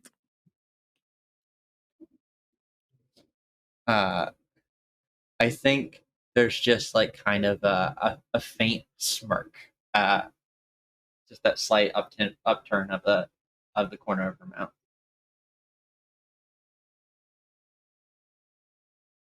She just kind of nods at you a little bit, but seems to again be very kind of reserved and quiet.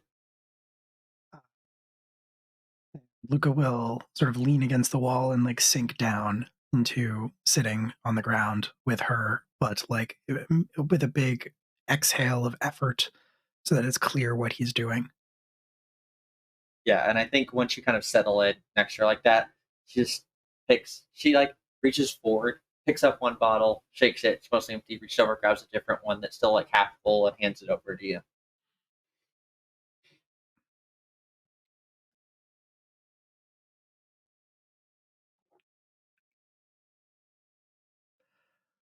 I will admit this is not where I expected to find you. Um, she kind of just uh, nods uh, and then like again, kind of shocking from the very loud outburst earlier, like a very quiet voice says, "Where did you expect to find me?"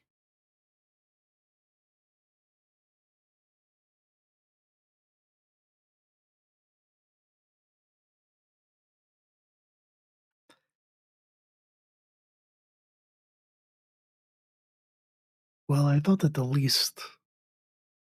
very least, I would find you living.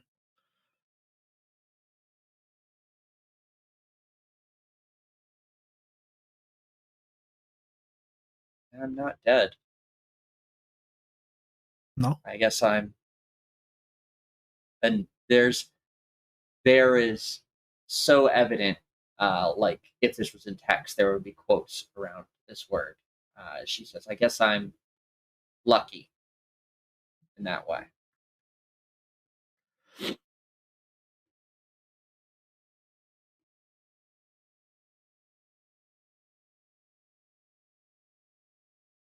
You are still here. I will give you that much, but living seems generous.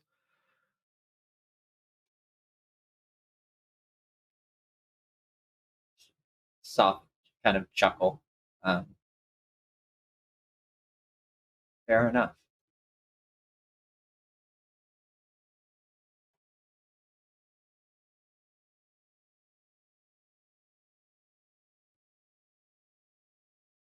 So then why?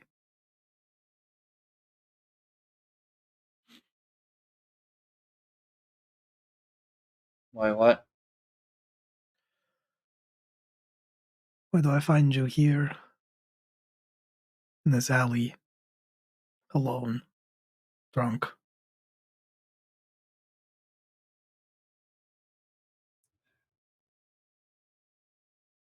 Does it matter?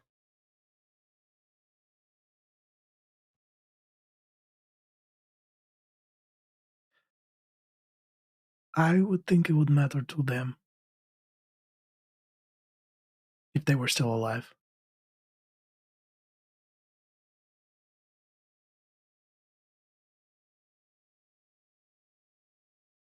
It might. Suppose we won't know.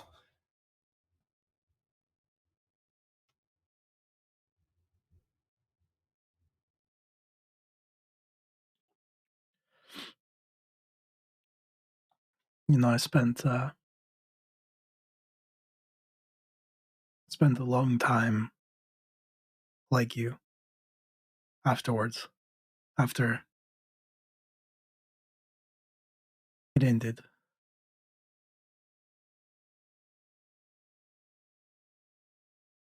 And I asked myself every day why I was able to walk away and everybody else, so many others, died. And what was so special about me? Why did I deserve it?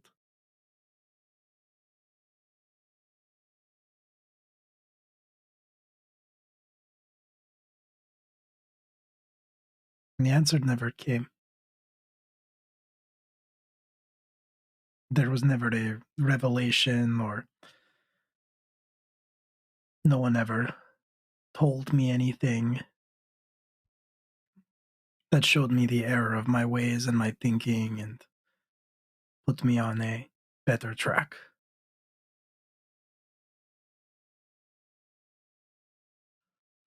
But eventually, I got sick of feeling sorry for myself.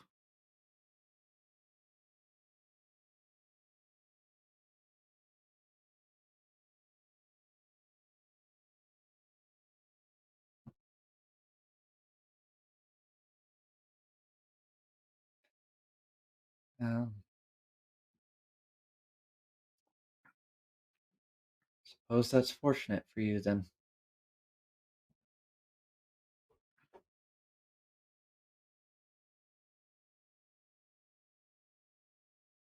I've still got a little bit of sorry left in me. And to prove that point, presuming at some point you've handed it back, she kind Oh of yeah, shakes the bottle a little bit that to feels. emphasize. It's nice, isn't it? Their pity. On some level, it's nice. They feel sorry for you, and they should. We've been through so much, but it is poison, Gildan. And there's more poisonous than this. I'll gesture at the bottle.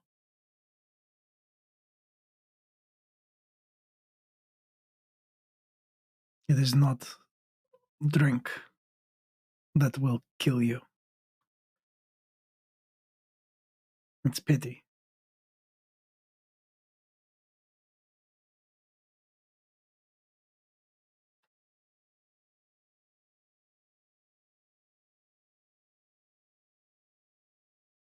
Uh,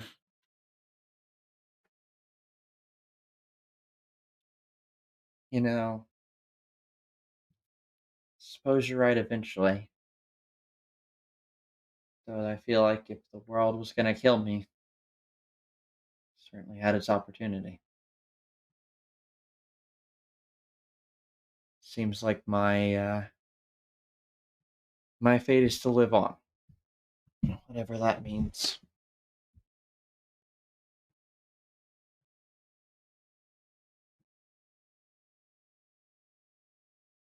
Okay. So I have a thought, Hmm. and I have some tokens. Hmm. So my thought is maybe to find what someone needs to give them a chance to change fundamentally. Hmm. And I have a thought about what that is. Okay. Could I spend a token to do that? You absolutely could. Um, I'm curious what it is and Okay. how we might lay that out. Um, Okay. so I'm kind of thinking of this as like we again the idea of several days, Yeah, like all this happening over time, and the possibility, depending on what it is, that it might take several days or several visits. But what did you that's have fair. in mind? So my thought with the relationship between Gildan and Luca is that Luca saved Gildan's life, but wasn't able to save her sister's, Mhm. and she still lost her eyesight in the process. Um,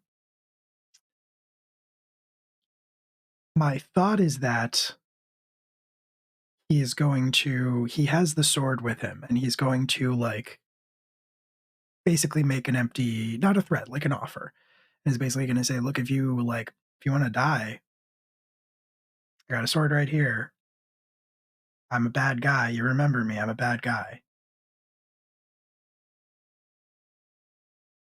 If you're done, we can just end this now."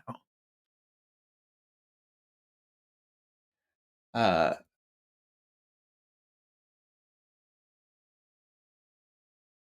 yeah. Um, In an effort to show her that she actually does care about living. But yes. Um, I like that. Um, what I'm going to ask, I have something in mind, is let's do that, but let's finish that scene sure, in a rotation. Let's hop to the others real quick. sounds good. Um, because I think I have an idea in mind, but yeah, I think that's a great way to resolve that. Uh, what does Aethera continue to be up to, um, kind of as the days have passed? Um, Athera would like to give out the gift that she uh hunted down for Luca and Gladiola, and have some quick conversations with them when she gives the gift. Obviously, to Gladiola, I think we're probably just like in the room or something together. Gladiola, look what I found for you. I thought you might be interested in, delving into some of the history of this town. I wasn't sure how much you knew already. I know you're very well read, but I found some first edition books that I thought you might be, I don't know, interested in perusing while we're here. So I'll gift those to Gladiola. Oh, these are fantastic. Thank you so much. I My know very little about Crane's Crown, so this is fantastic. I'm I, thank you. I'm touched. I thought I went through and picked out some of the chapters about um, their involvement in documenting the war, and perhaps if we find other libraries, we could, I don't know, peruse and learn some more. It seems like a lively town. That would be Gladiola is like a little bit taken aback and but is thrilled. Is absolutely thrilled and is like, "Yes, yes, libraries. Yes. Let, let's Libraries. study." Uh Awesome. so yeah, no, she you find her anytime you like leave and come back, she's probably got her nose in one of the books that you've given her. Awesome. Awesome. And you Um, actually you probably hear her reading sometimes out loud to Crawley McCrawlerson and some of the other and some of her gods. I was gonna say, dig around in the bottom of my messenger bag and pick out some bits of twine that have just gotten so tangled that I can't do anything with them anymore, and I just hand them over to Ravel, and I go, thank you. Yeah, that's exactly what I was hoping for. Thank you very much. um, and can I like pick up Dulcet for a second and just like take him on my little thing and just da da da da da, Mhm. and then go over to Luca, and while I'm kind of like humming, maybe I've got Dulcet on my flamingos don't have shoulders on my back. Mhm. I'm just like da da da da da, just casually like break out a bottle of wine, and I just kind of like present it to him. I say Dulcet is glamorous, and so you know that they're with you because all of your gold shines brighter, Mm, and lovely. all of your flowers are like even brighter. I am really trying to just hello, Luca. I thought you might like some wine. But this is for me. It is. Happy almost New Year. I Um, I did not get you anything. Would you?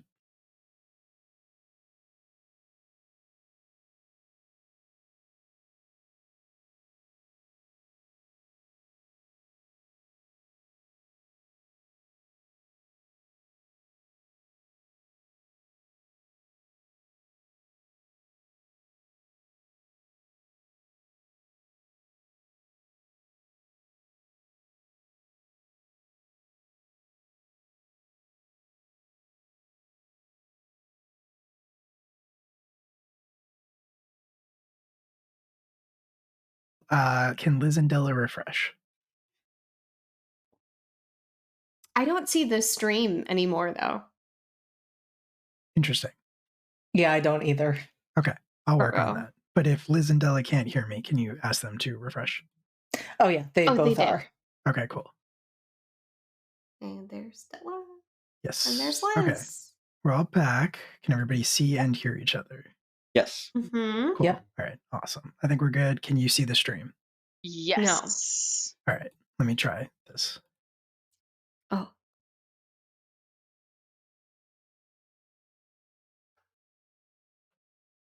is back?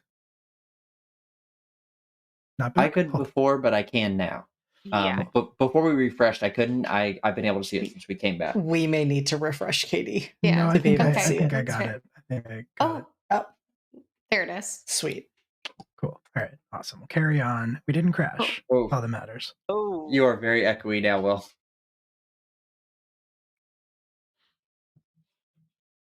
OBS is picking up 1 million inputs. Because my mic was going as director and myself, but it's fixed now. Ah. Beautiful. Okay. Hooray. Perfect. Cool. Okay, so I have given Wine. Luca the Yes. wine. I did not get you anything. Would you like a cigarette? No, thank you. I don't smoke. It's terrible for your health. We all have our vices, though. It just, you know, I know that you have a complicated past, and it's none of my business, frankly. It's none of my business.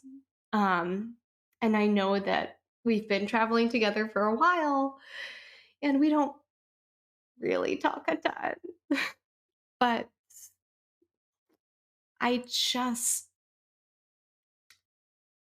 feel like this is just being here in this place that you are clearly connected to in some way has I, I want to apologize if I've intruded on something that wasn't my business. You you seem like a happy person. I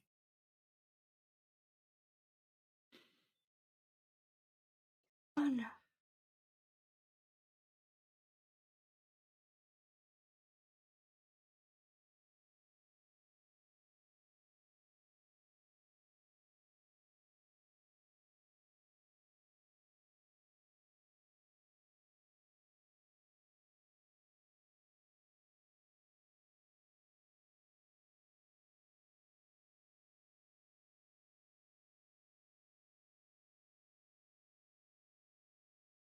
I don't want you to confuse my happiness for a desire to remain naive. I am, as much as I don't present that way, an adult. And Kit is my charge. And I am responsible for things. And I would just.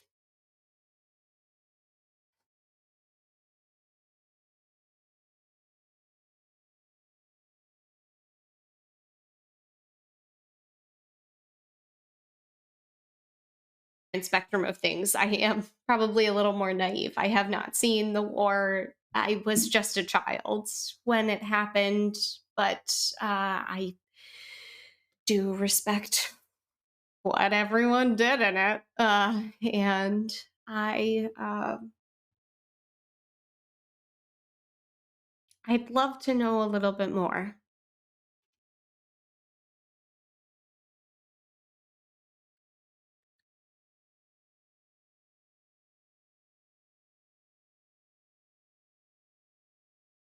I I will tell you more if you want to know. On one condition.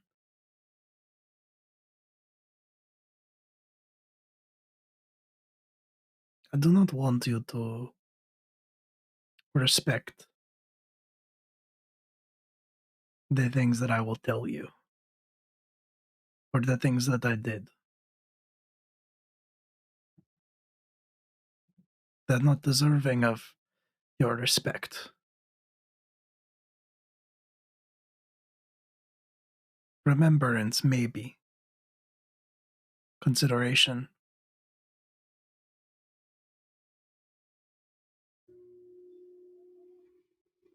these were not choices made or actions taken from a place of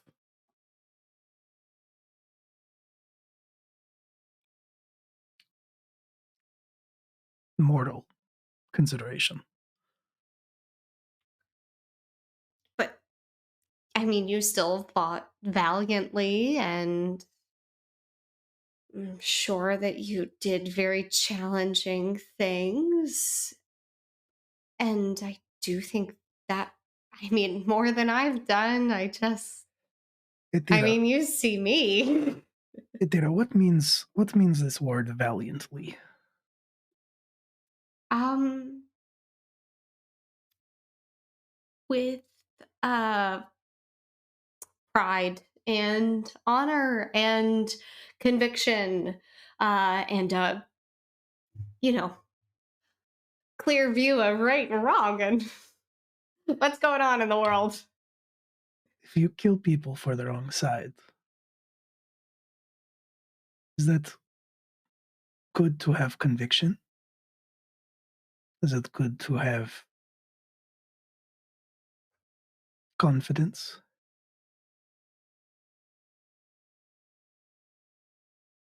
S- Is there a wrong side? Yes. Yes. In in most conflict, despite what some would have you believe, despite what people like to say, yes, there is often a wrong side. This word valiantly, you fight valiantly, right? It implies courage, but courage is a myth. When you are fighting to survive, the only thing you fight for is adrenaline, is survival. There is no glory, no courage, no valor, not until the end. And then these words, they appear, they put medals on you, they give you parades.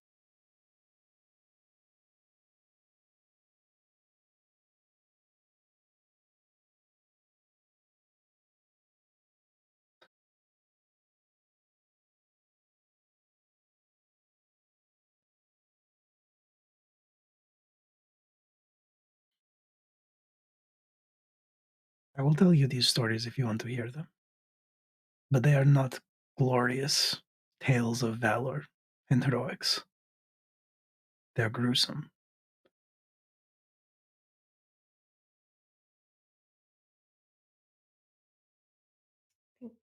Ethra nods and sort of slides the bottle of wine forward to Luca and very soberly says, I hope you find some kind of comfort while you're here. Enjoy the wine. And just walks away. Starts humming another small tune with dulcet, uh, and tries to pick herself back up and ruffle her plumage out again, shake it all off. And Kit, have you set out to find the figure you were looking for? I have. Kit has set out to find Jack without telling the others where they are going. So they are doing this by themselves. Uh, yeah, you head out on your own. It's people are out celebrating, and you see as you kind of stay in this town square, pretty quickly you figure out exactly what Don was talking about. Because anytime any group of people seems to linger at like a plaque or like anything that's like informative, you see a rabbit, very nice kind of finery clothing, uh, pretty soon just kind of drift up to this group and start to chat with them and very loud gestures, and you can overhear, and they seem to just be bouncing between groups. Anytime anyone stops to like look at any sort of dedication or monument, all of a sudden this rabbit appears to regale them with some sort of tales.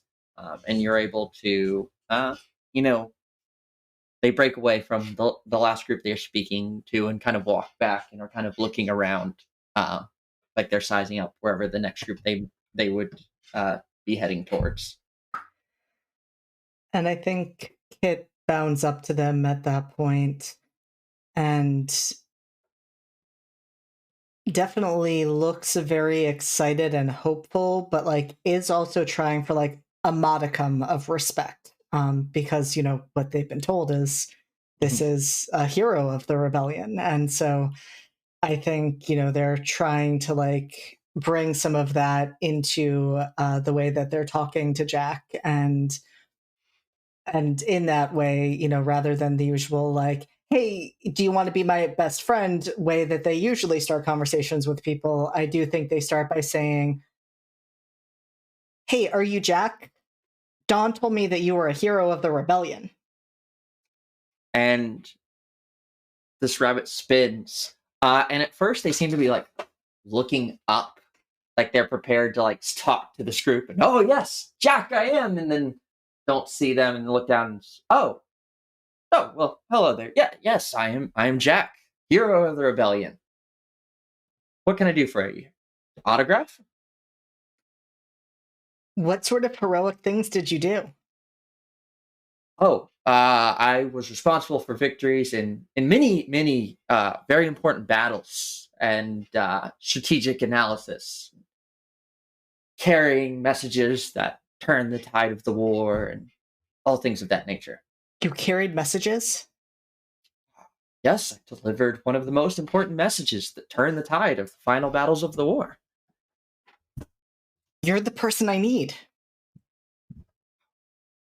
It's so good to hear. Every time. I mean, many times a day, but still always good to hear each time. How can I help?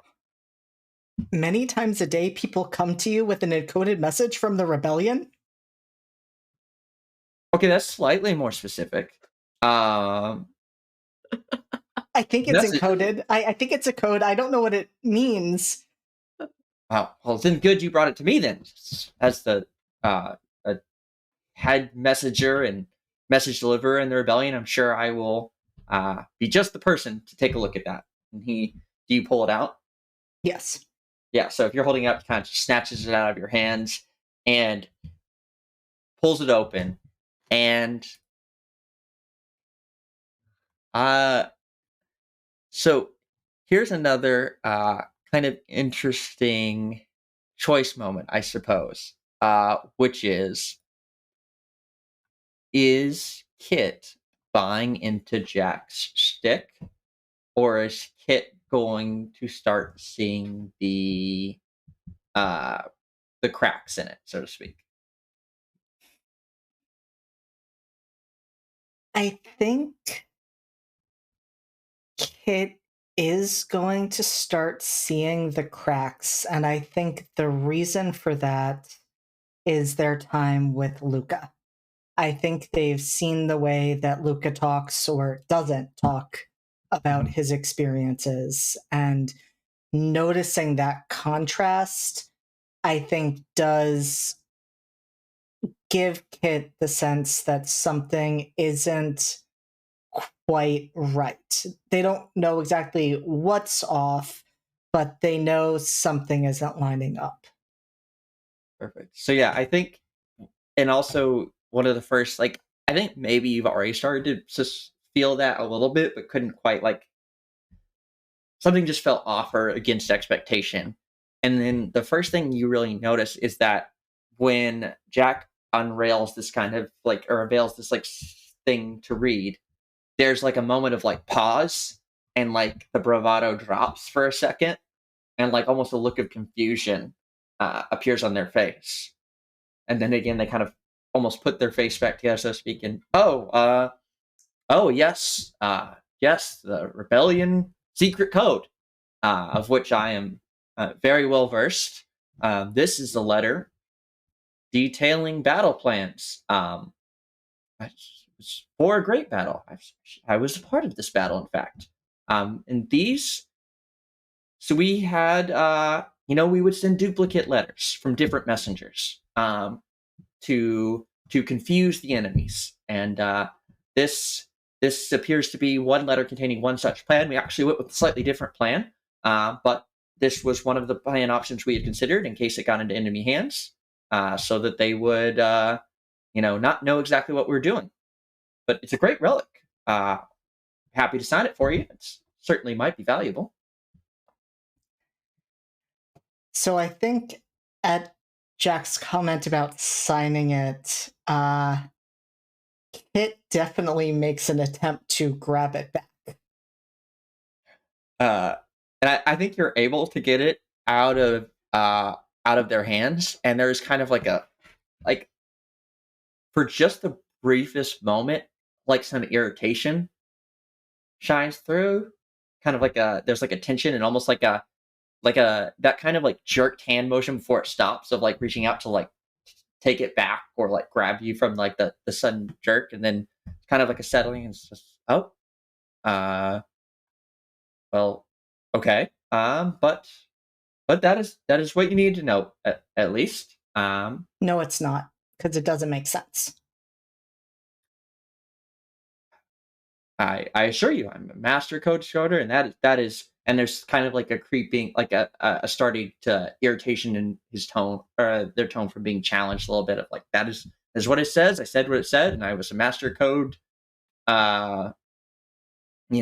detector in the war. No, I don't think you know what it says at all. I think that Ethra has at some point realized that Kit is missing and frantically is searching for them, and has started to notice that there is maybe like a kerfuffle happening, and suspects that Kit is at the center of it and is maybe like trying to get to that. So yeah, that's perfect. So you do walk up, and what you see happen is like this. Jack starts to get more and more frustrated, and actually kind of like is showing irritation on his face, and you see them kind of start to move towards Kit in kind of almost in an aggressive manner for a second, and then they trip and fall flat on their face. And you notice that they seem to have tripped over a walking stick. And Kit, at some point in this conversation, someone has walked up to you, and it walked up next to you too, and looking underneath, it looks to be a raccoon, though they're wearing like a heavy kind of mud-soaked cloak and carrying a staff, and have like a kind of low-slung wide-brimmed hat. And Jack, has tripped over this person's stick, and he kind of, now he's really ramped up, and he goes and looks up, and for the briefest moment underneath this hat, there's just kind of Justin, fucking grip it and rip two it, baby. Oh, awesome! Thank you so much for the donation. Shit, yeah, dude, crack one for the big boy. So that was an anonymous donation. However, did put us at 2069.69 exactly. Incredible. Incredible. So sexy. So sexy. That's the sex number twice. This figure, Jack looks up at them. Kit, you kind of look over to them, and for the briefest moment, what you see coming from their eyes, it looks almost like the end of one of Luca's cigarettes. Like there's just kind of like burning glow to it. And Jack kind of immediately kind of just jumps a little bit, and then just kind of gets up and kind of huffs and brushes their legs off, and just starts, well, whatever, and then storms off, kind of like muttering to themselves. And then the figure turns and looks to you, Kit, and their eyes shift from this glow that you saw earlier to like they're still glowing, but now it's like the warmth of like a campfire or like a fire in an inn, and it looks a lot more welcoming. And a little firefly comes floats out from behind their back up next to them, or at least it looks like a firefly. It has that kind of projecting glow. Um, Looks like you have something quite that valuable there, my friend. Would you like me to take a look? I think I might be a little more uh, useful at being able to translate it than old Jack there. I'd be willing to let you try. And I think you can see like Kit actually looks a little hesitant, which is not like them. Mhm. But they don't want to experience what they just experienced with Jack with another person. Yeah. And so this person takes the letter and they start to look over it. Uh, and do you, JD, have anything in mind that you think was in this letter?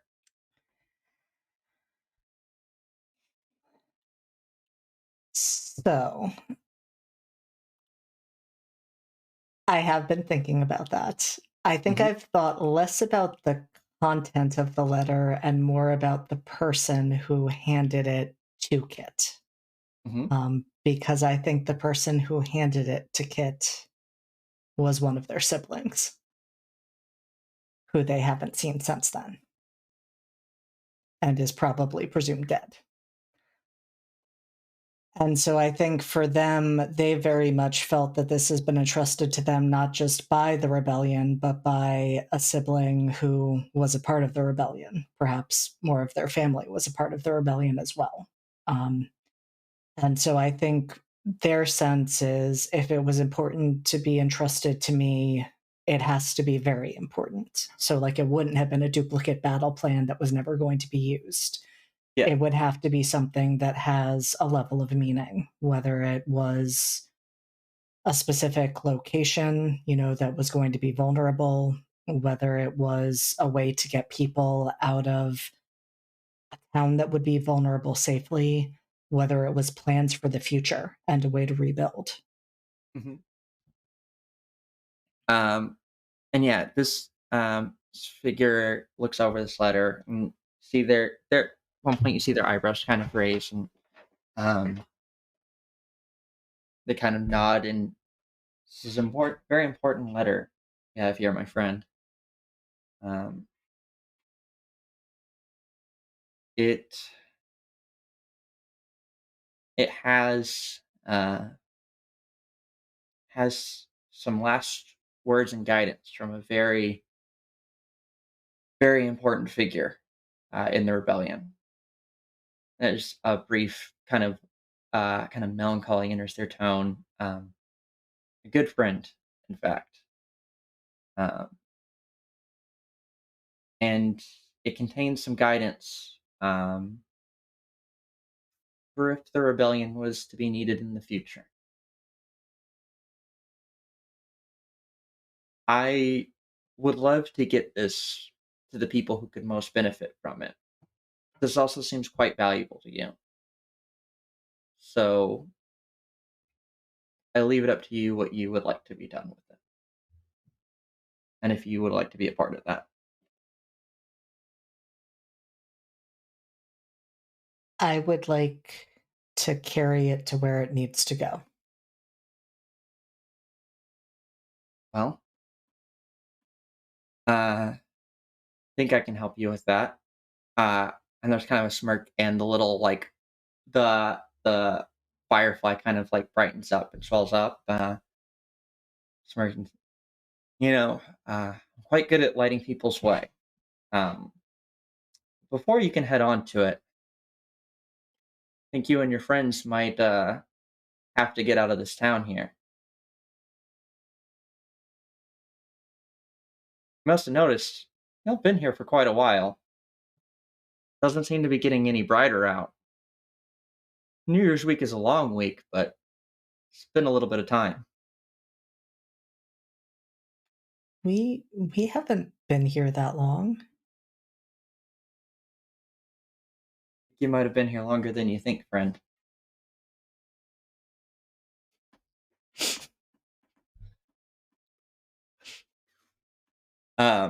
And if at any point you've seen some of this happen, Etheria, if you would like to wander into the scene, you're more than welcome to.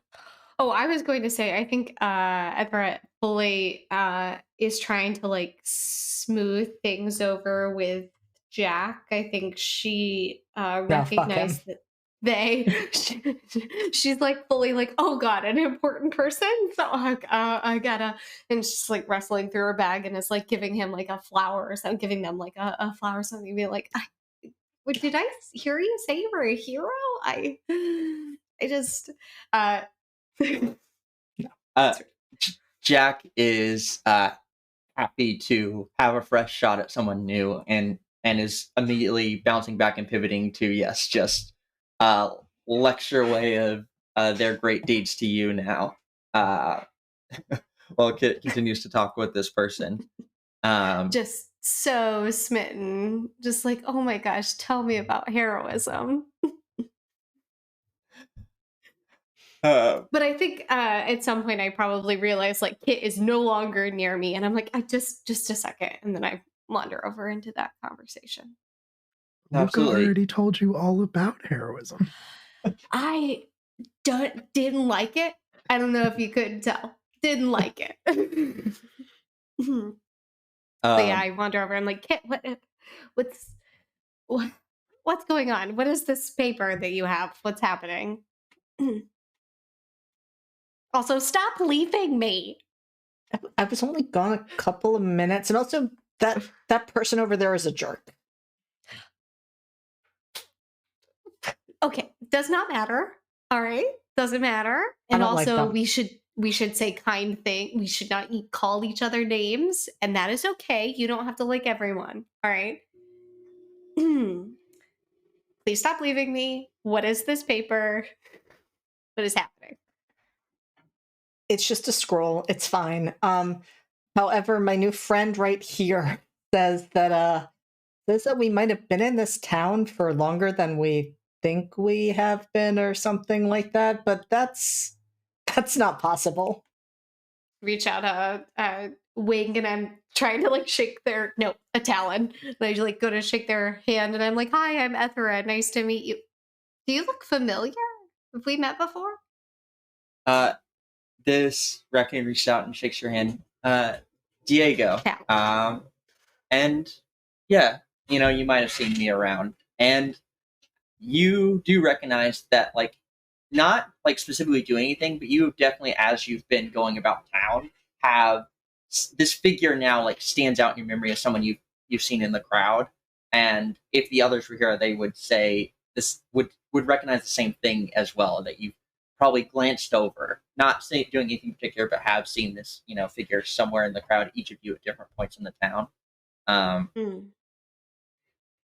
was just explaining to your friend here. They've got very important things ahead of them they need to do, but you all have some important things to do in this town yourself first. I think Do you have just like might an itinerary or something for us, or like a to-do list? I think you all will know how to take care of it yourselves. You just need a little bit help of seeing the way. And I love upon that note, the little glowing kind of light seeming to be a firefly, though you can't actually see the firefly inside of it, but it glows like you would assume one does, kind of floats forward and floats through each of you two. Oh. And as it floats through you, both of you see, first of all, kind of a shift in the appearance of the town. Immediately, the ramparts that were very shiny, that have been very flashy and shiny this whole time, start to look scuffed and scratched and faded a little bit more than you were used to. And the music that's been playing almost nonstop since you got here, this beautiful, entrancing music, you now start to hear, just some missed notes, some just like, it's just not quite as engaging as it was. You realize, how many times have we heard that song? Like, how many tracks are they rotating to? Like, now that I think about it, this has been playing a lot. And you both see this kind of like almost shadowy kind of traces of, it's almost like an energy hanging over the town. And you can feel it too, this kind of feeling of like stagnation or stuck. And as you look around, you see that energy seems to gather around people in like different thicknesses, almost like some people it's like very light and just kind of coming off them very faintly. Some people it's a little bit heavier. And certain people it seems to almost be like clouding it. And as you're both kind of looking around, Spirit just says, and now you can see this town as it truly is. This town has been through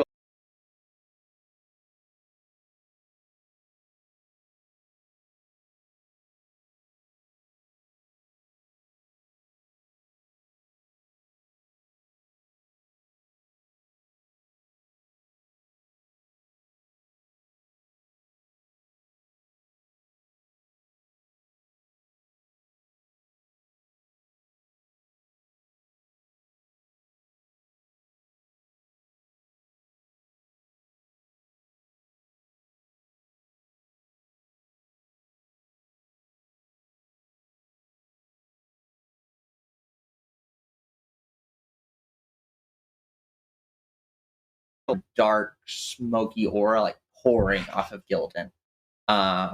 You see, you see, sorry, I'm blanking real quick. You see Gladiola and Irvin talking and playing chess. You see some of this energy pouring off Irvin. You see you two talking with Pip, and some of this energy kind of pulling off them.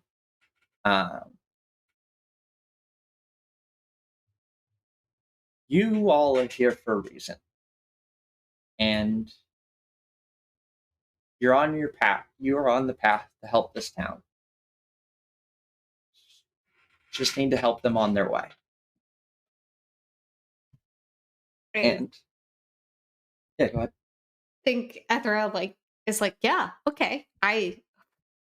Far be it from us to refuse a path that is laid out in front of us, right, kid? Yeah, this is like an adventure. Exactly. But a nice adventure, an adventure where we help people and not a complicated one.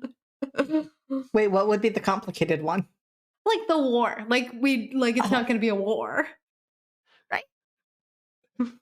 I hope not. Figure kind of chuckles under their breath and yes, hopefully not. I think we could all do without another one of those. And then turns back to Kit and says, oh, and for you, my young friend, what I promised. I'll need a map. Oh, Bricky. And Bricky comes like running up and Figure turns and hands us some coins and your Haith map, please. And takes the large canvas map and the little light figure kind of floats through that as well. And you see like a little glow appear on it that seems to make a new mark. And they roll it back up and hand it to you, this giant tapestry of a map to you, Kit. I'm like, please don't hit me. When the town's issues are resolved, this will lead you where you can take that letter. Your friend should keep you safe on the way. I'll trust it to your care. Thank you. I turned to Kit and I'm like, I told you we were gonna get the big map. You were right. You're always right. And with that, unless y'all have anything else for this figure, I think we will cut to the other two.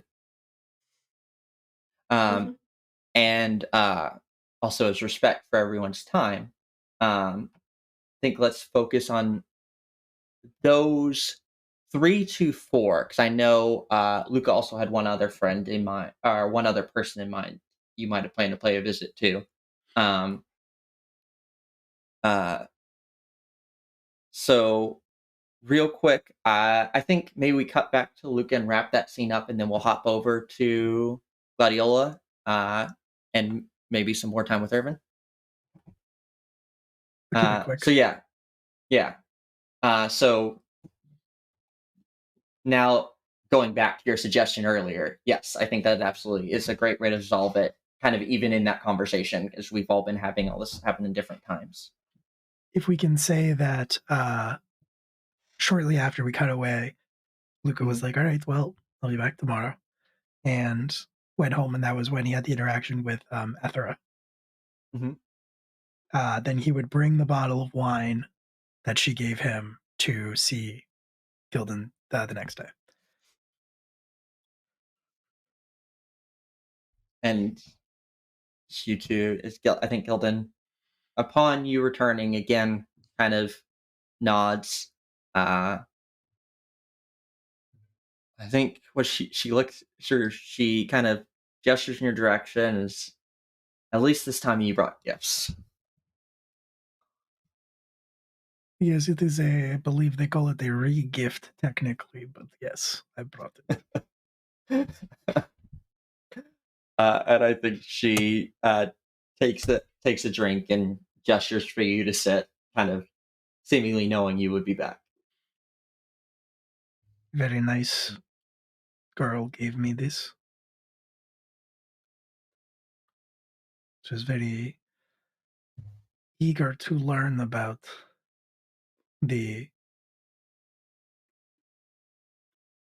the stories of war. You know, all of the heroic moments and righteous victories. You remember. Oh yes. Did you tell her of all the glories of war? I did my best. I do not think she cared to hear, but I don't blame her. It was a simpler world before, wasn't it? Yeah, in many ways it was. Well, it will never be like that again. So,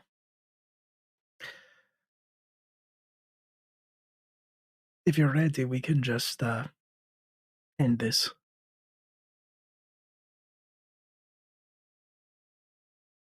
Hmm.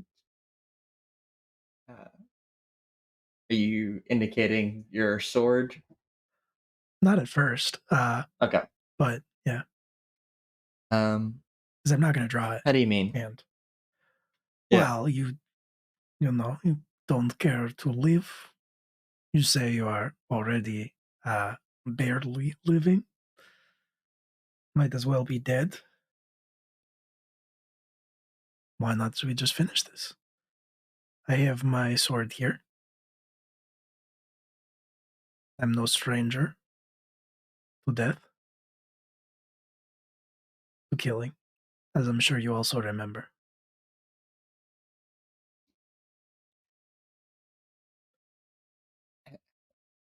I think, and yeah, I do think it works. And I think she is going to display an emotion you thought you couldn't anymore, and that emotion is a not a drunken anger, but a very sober, like kind of uh, it's a very hot, directed anger, and it's just the after everything I've been through and survived. You think you, Luca, be my death voluntarily or not? After everything that happened to my family, I won't die here in an alley to your blade.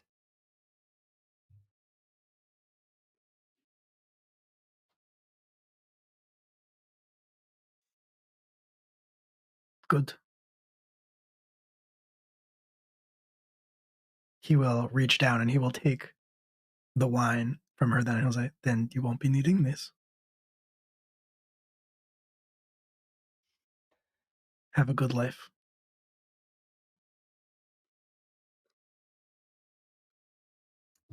I Yeah. think he'll just leave.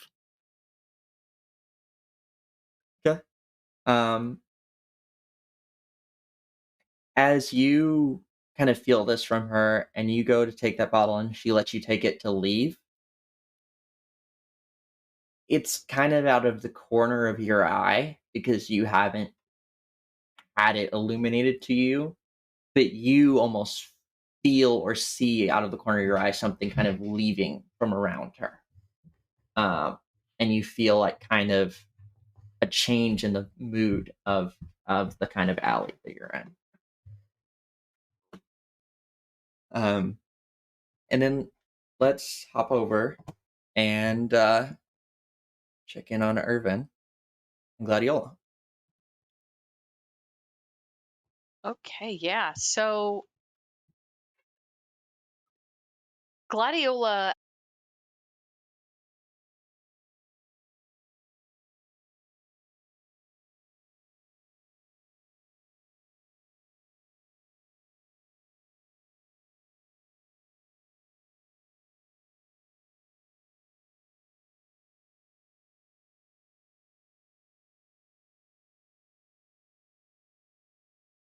Take 5 to 10 years, one way or the other. Okay, so I'm imagining that they're younger than Gladiola, but not substantially younger. Mhm. Um uh so closer to a peer. Mhm. Okay, so Gladiola would be probably just sitting around, hanging out, sharing things from her books, um, and then sort of say,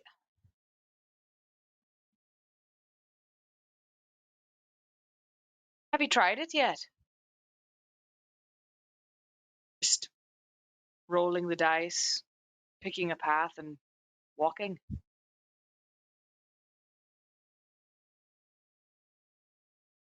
You know, I haven't, but can't say it hasn't been on my mind. Hmm. Where would you go? If you could just go anywhere. I mean, if I could go anywhere, I'd go home. Problem is, I don't know where that is, or even where to start. Hmm. I think that's kind of why I've been stuck. What was it like? Home.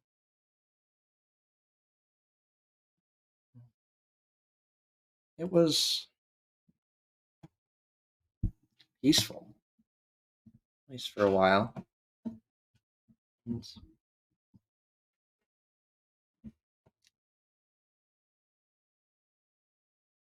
and people there understood me.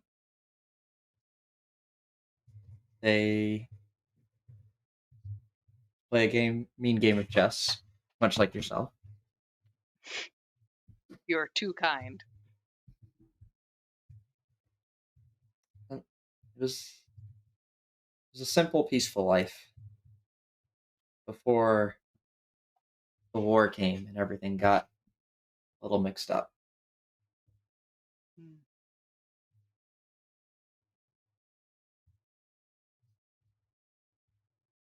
Heart. So you want that simplicity again, or that illusion of simplicity back. Yeah, suppose I do. You just find someone who had the answers. They could tell you the answers. Yeah, would be nice. Mm-hmm. It's Is it it's still like there? chess. No, please go on. It, it's it's kind of like, chess. We've been playing. There's a limited scope. There's only so many movements and options. It's easy to understand. Make an informed decision. You can understand all your choices, options, the variables. It's, you know, maybe I'm not sure how many people would describe chess as simple, but to me it is, at least compared to life and whatever this is. Mhm.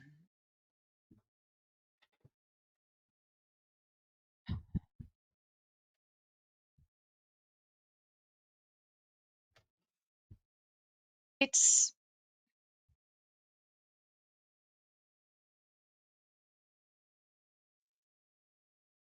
everything is simple if you strip it of context, right? And that's what I feel like that's what the war did for so many of us is it forced us into a different context. Forced us to consider things that we never would have thought of, put ourselves in a different context. I never thought about who would I be if my tower burned, if my library burned. And then it did.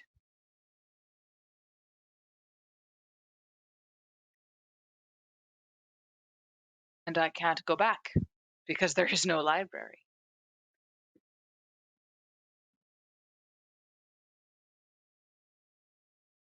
But I have my books. I have my student. And I try to carry some of that with me.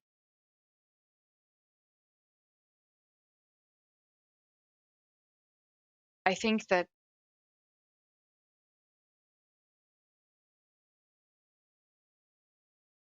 when your simplicity is revealed to be an illusion, when you're stripped of it, you can't just go back. You can't just go back to those blinders. It doesn't work. You have to find a way to make the clarity worth it, to find what made life bearable when it was simple, and try to find a way to make life bearable when it's not.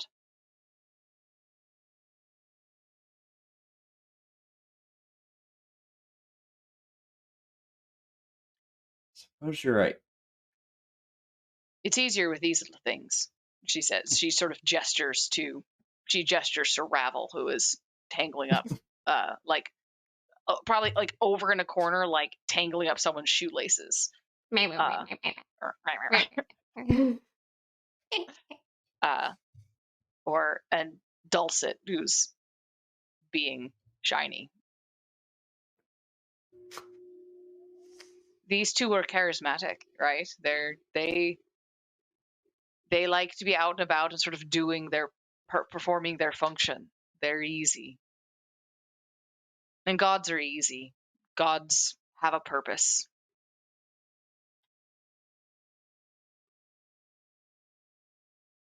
We really don't. We've got to figure it out.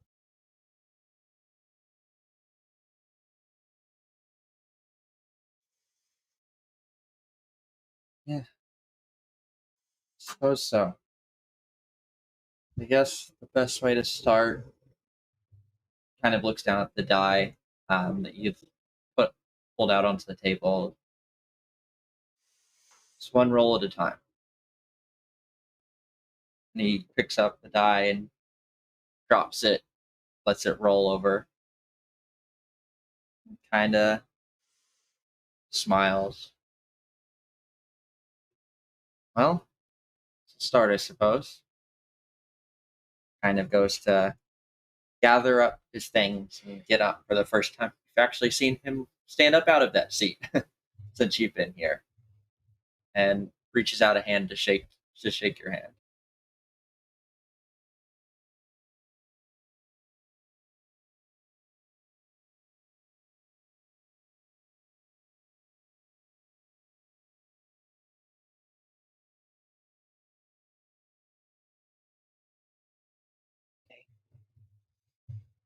Perhaps. And they leave some money on the up at the front on the bar for Dawn and head out the door.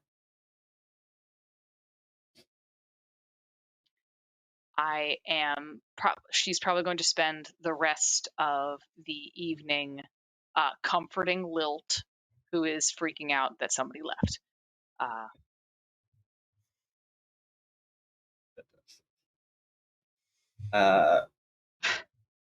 And then I think one last note would be Ethra and Kit, though I think a little bit more Ethra. One last friend who still seems to need a little bit of help. I think I very gladly will take Kit with me back to Pip's stall and sort of jingle the little bell in front and sheepishly like raise a wing. Hi. Hey, Pip. Welcome back. I'll just like sit Kit down with the like in front of the display and be like, you want to pick out another one?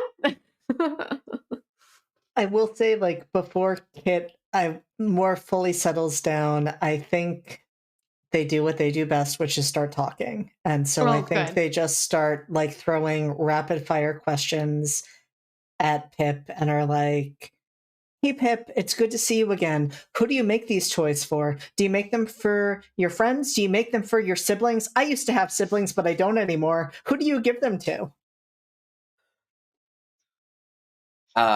If I could make things, I would make them for my friends all the time. I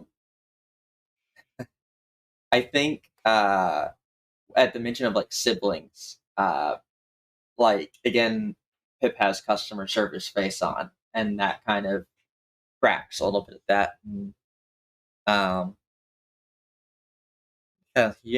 yeah, I used to make them for my siblings. It's actually how I started making these. As we've gotten older, they're not as interested anymore. But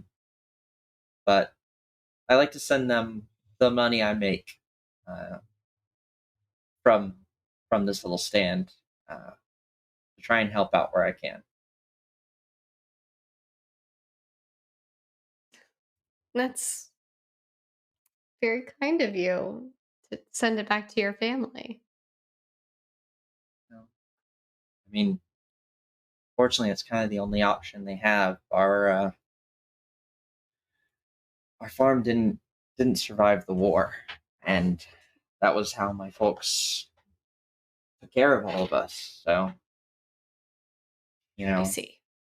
I had to trade. I could make some money, so I went somewhere bigger and just trying to make enough.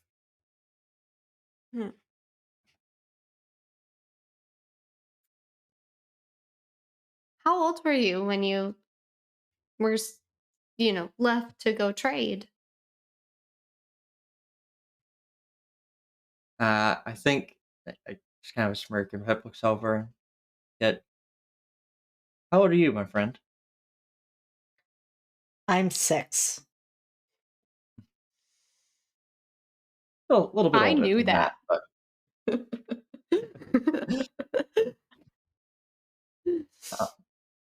I had a few years on your friend here. How many years? Were you like 2 years older? Were you like 8?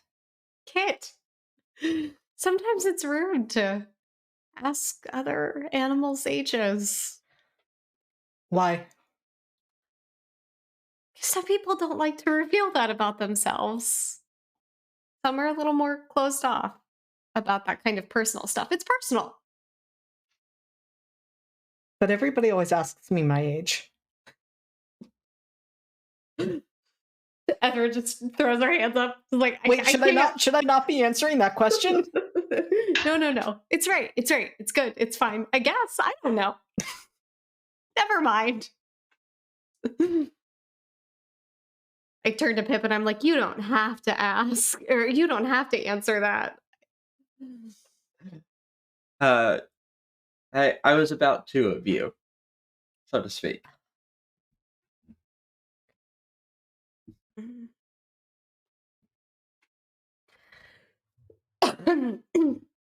I turn to Pip and I say, that's quite young to bear the responsibility of caring for others. And I kind of do a little glance at Kit and back at Pip. Like, I mean, I suppose, but I think the war probably and its consequences made a lot of people grow up a little faster than they expected. I think we all felt that consequence of the war, especially those of us who are in our more formative years when the entire world changed. Yep. I don't know about you, but I think sometimes for some of us, being put in charge of another living, breathing creature can, in a way, be a relief. It gives you a direction and a goal and a reason to get up. Right? Yeah, I suppose so. I mean, I don't know. I don't know if I could have kept working away out here as long as I could if I didn't have, someone I was doing it for. Yeah. I think sometimes along our travels, if I didn't have Kit with me, there's just Gladiola and myself. There's not there's a not a 0% chance that I would have just sat myself down in a marsh somewhere and stayed and stopped growing, stopped trying to find any meaning or purpose. But isn't it funny that also taking care of someone else can leave you sort of without an ability to develop your own sense of self? Uh, kind of chuckle and yeah, I suppose. Really don't know if I've done much growing since I started this. Kind of just been doing what I knew, trying to make money I could. Do you like crafting? Oh, I mean, conceptually, I love it. Uh, so I love the challenge. These things pops off another one, modifies a little bit, hand something new and different in a different formation to Kit. Uh, as you're talking, these are easy. Um, I don't know. In a different world, in a different situation, I'd love to make something a little bit more complicated. But these are what sell. Have you gotten more business since the flower? You know, Never. no, Some people have looked. I think I think sometimes people kind of just glance over me. I've been here so long. I think I maybe kind of blend in. I think that might have helped a little. And some of these other, I can't be vibrant. Like, and he kind of looks around back and forth. It's like, or some of those others. Yeah. And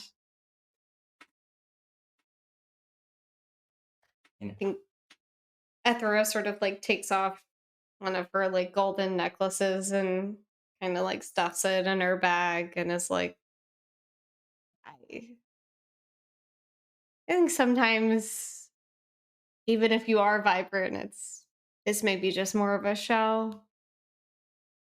Sometimes that's what people expect. It's okay to not be vibrant. I What suppose. what makes you happy? Um, I mean, crafting interesting things and designing them makes me happy. I would love to be able to do more with it. But I need to make sure my family's secure. I need to be able to, you know, send enough money to where they could rebuild the farm. If I could do that, I could at least move on and try and build some things that, were more interesting to me and more challenging, more than, you know, these little things as much as I appreciate them.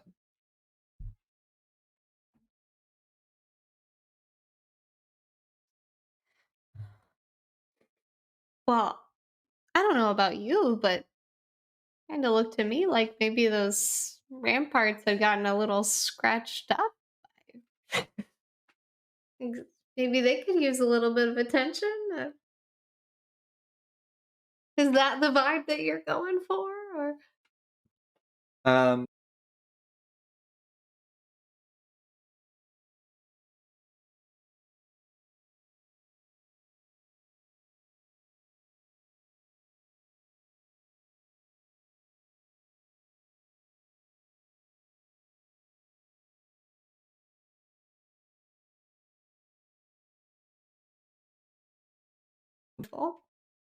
You could make that so cool. Just like these are so cool. uh, I suppose I could. I, you know, I'm, j- I might have to go see somebody about that. That's a good idea. Imagine that pays a little bit better than toy sales. after it kind of like puts her talon into Pip's hand and is like, you could really do some good for the city, bigger impact. Uh, Not that these beautiful trinkets aren't a big impact, especially for some of the little people in your village, but in the city. But that's something that everyone sees all the time. It might be nice. Yeah, it just might. He kind of nods and says, "Thank you. Maybe I needed someone to shake me out of my rut a little bit." And Or you both, who can see uh, that kind of looming, billowing, kind of smoky aura, see it kind of dissipates as Pip starts to pack up their cart and kind of hands Kit one more toy for the road, and then starts to roll the cart away. Ethra gives him a little like peck on the cheek before he fully rolls away. Like, best of luck. Flower for the road. Thank you so much. Kind of blushes and just continues rolling the cart away, and you see that kind of vague shadowy aura that was just like faintly across the whole town start to lift a little bit, and everyone at wherever they are in the town starts to see just a little bit of light start to creep into the sky, like the sun is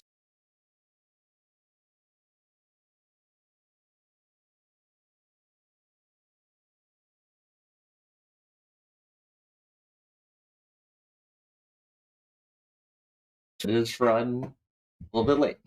We did it. It was awesome. Yeah. You Thank you all saved so New much. Year's. Did.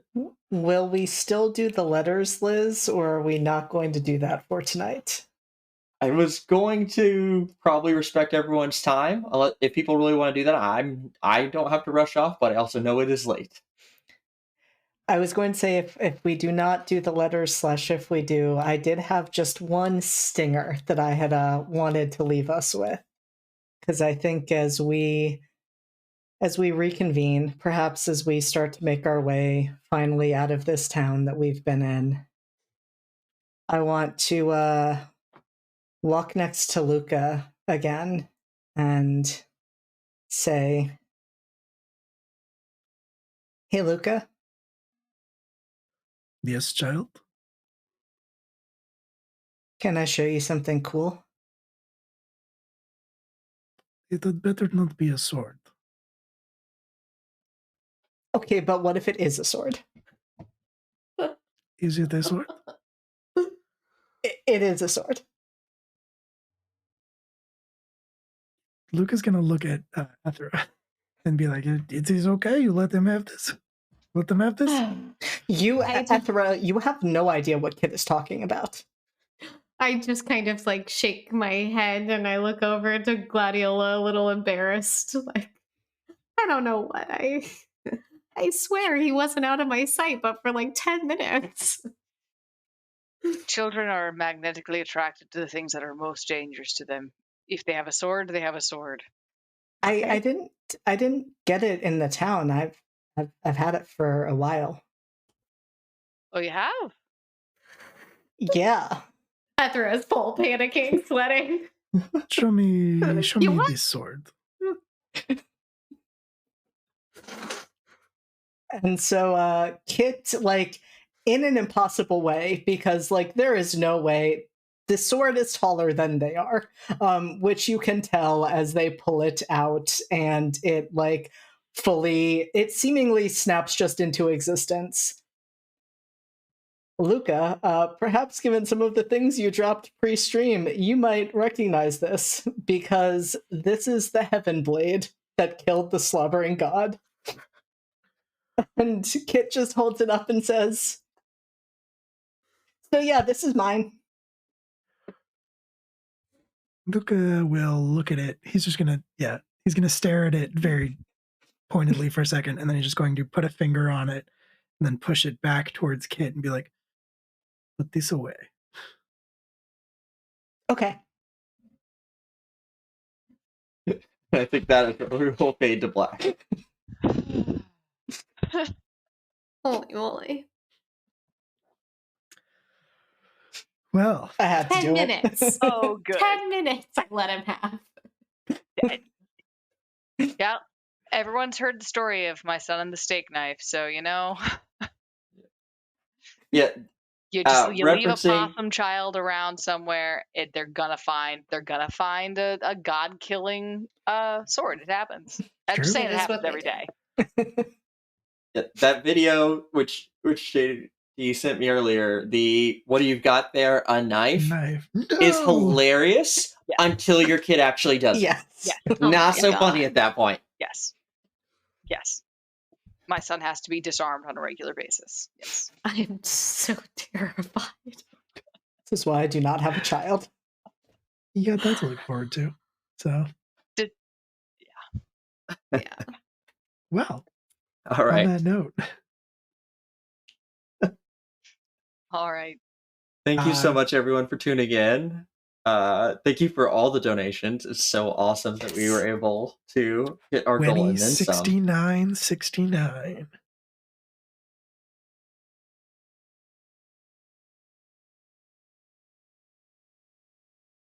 There was just a little bit of quick math happening off stream, and very excited to say that we have officially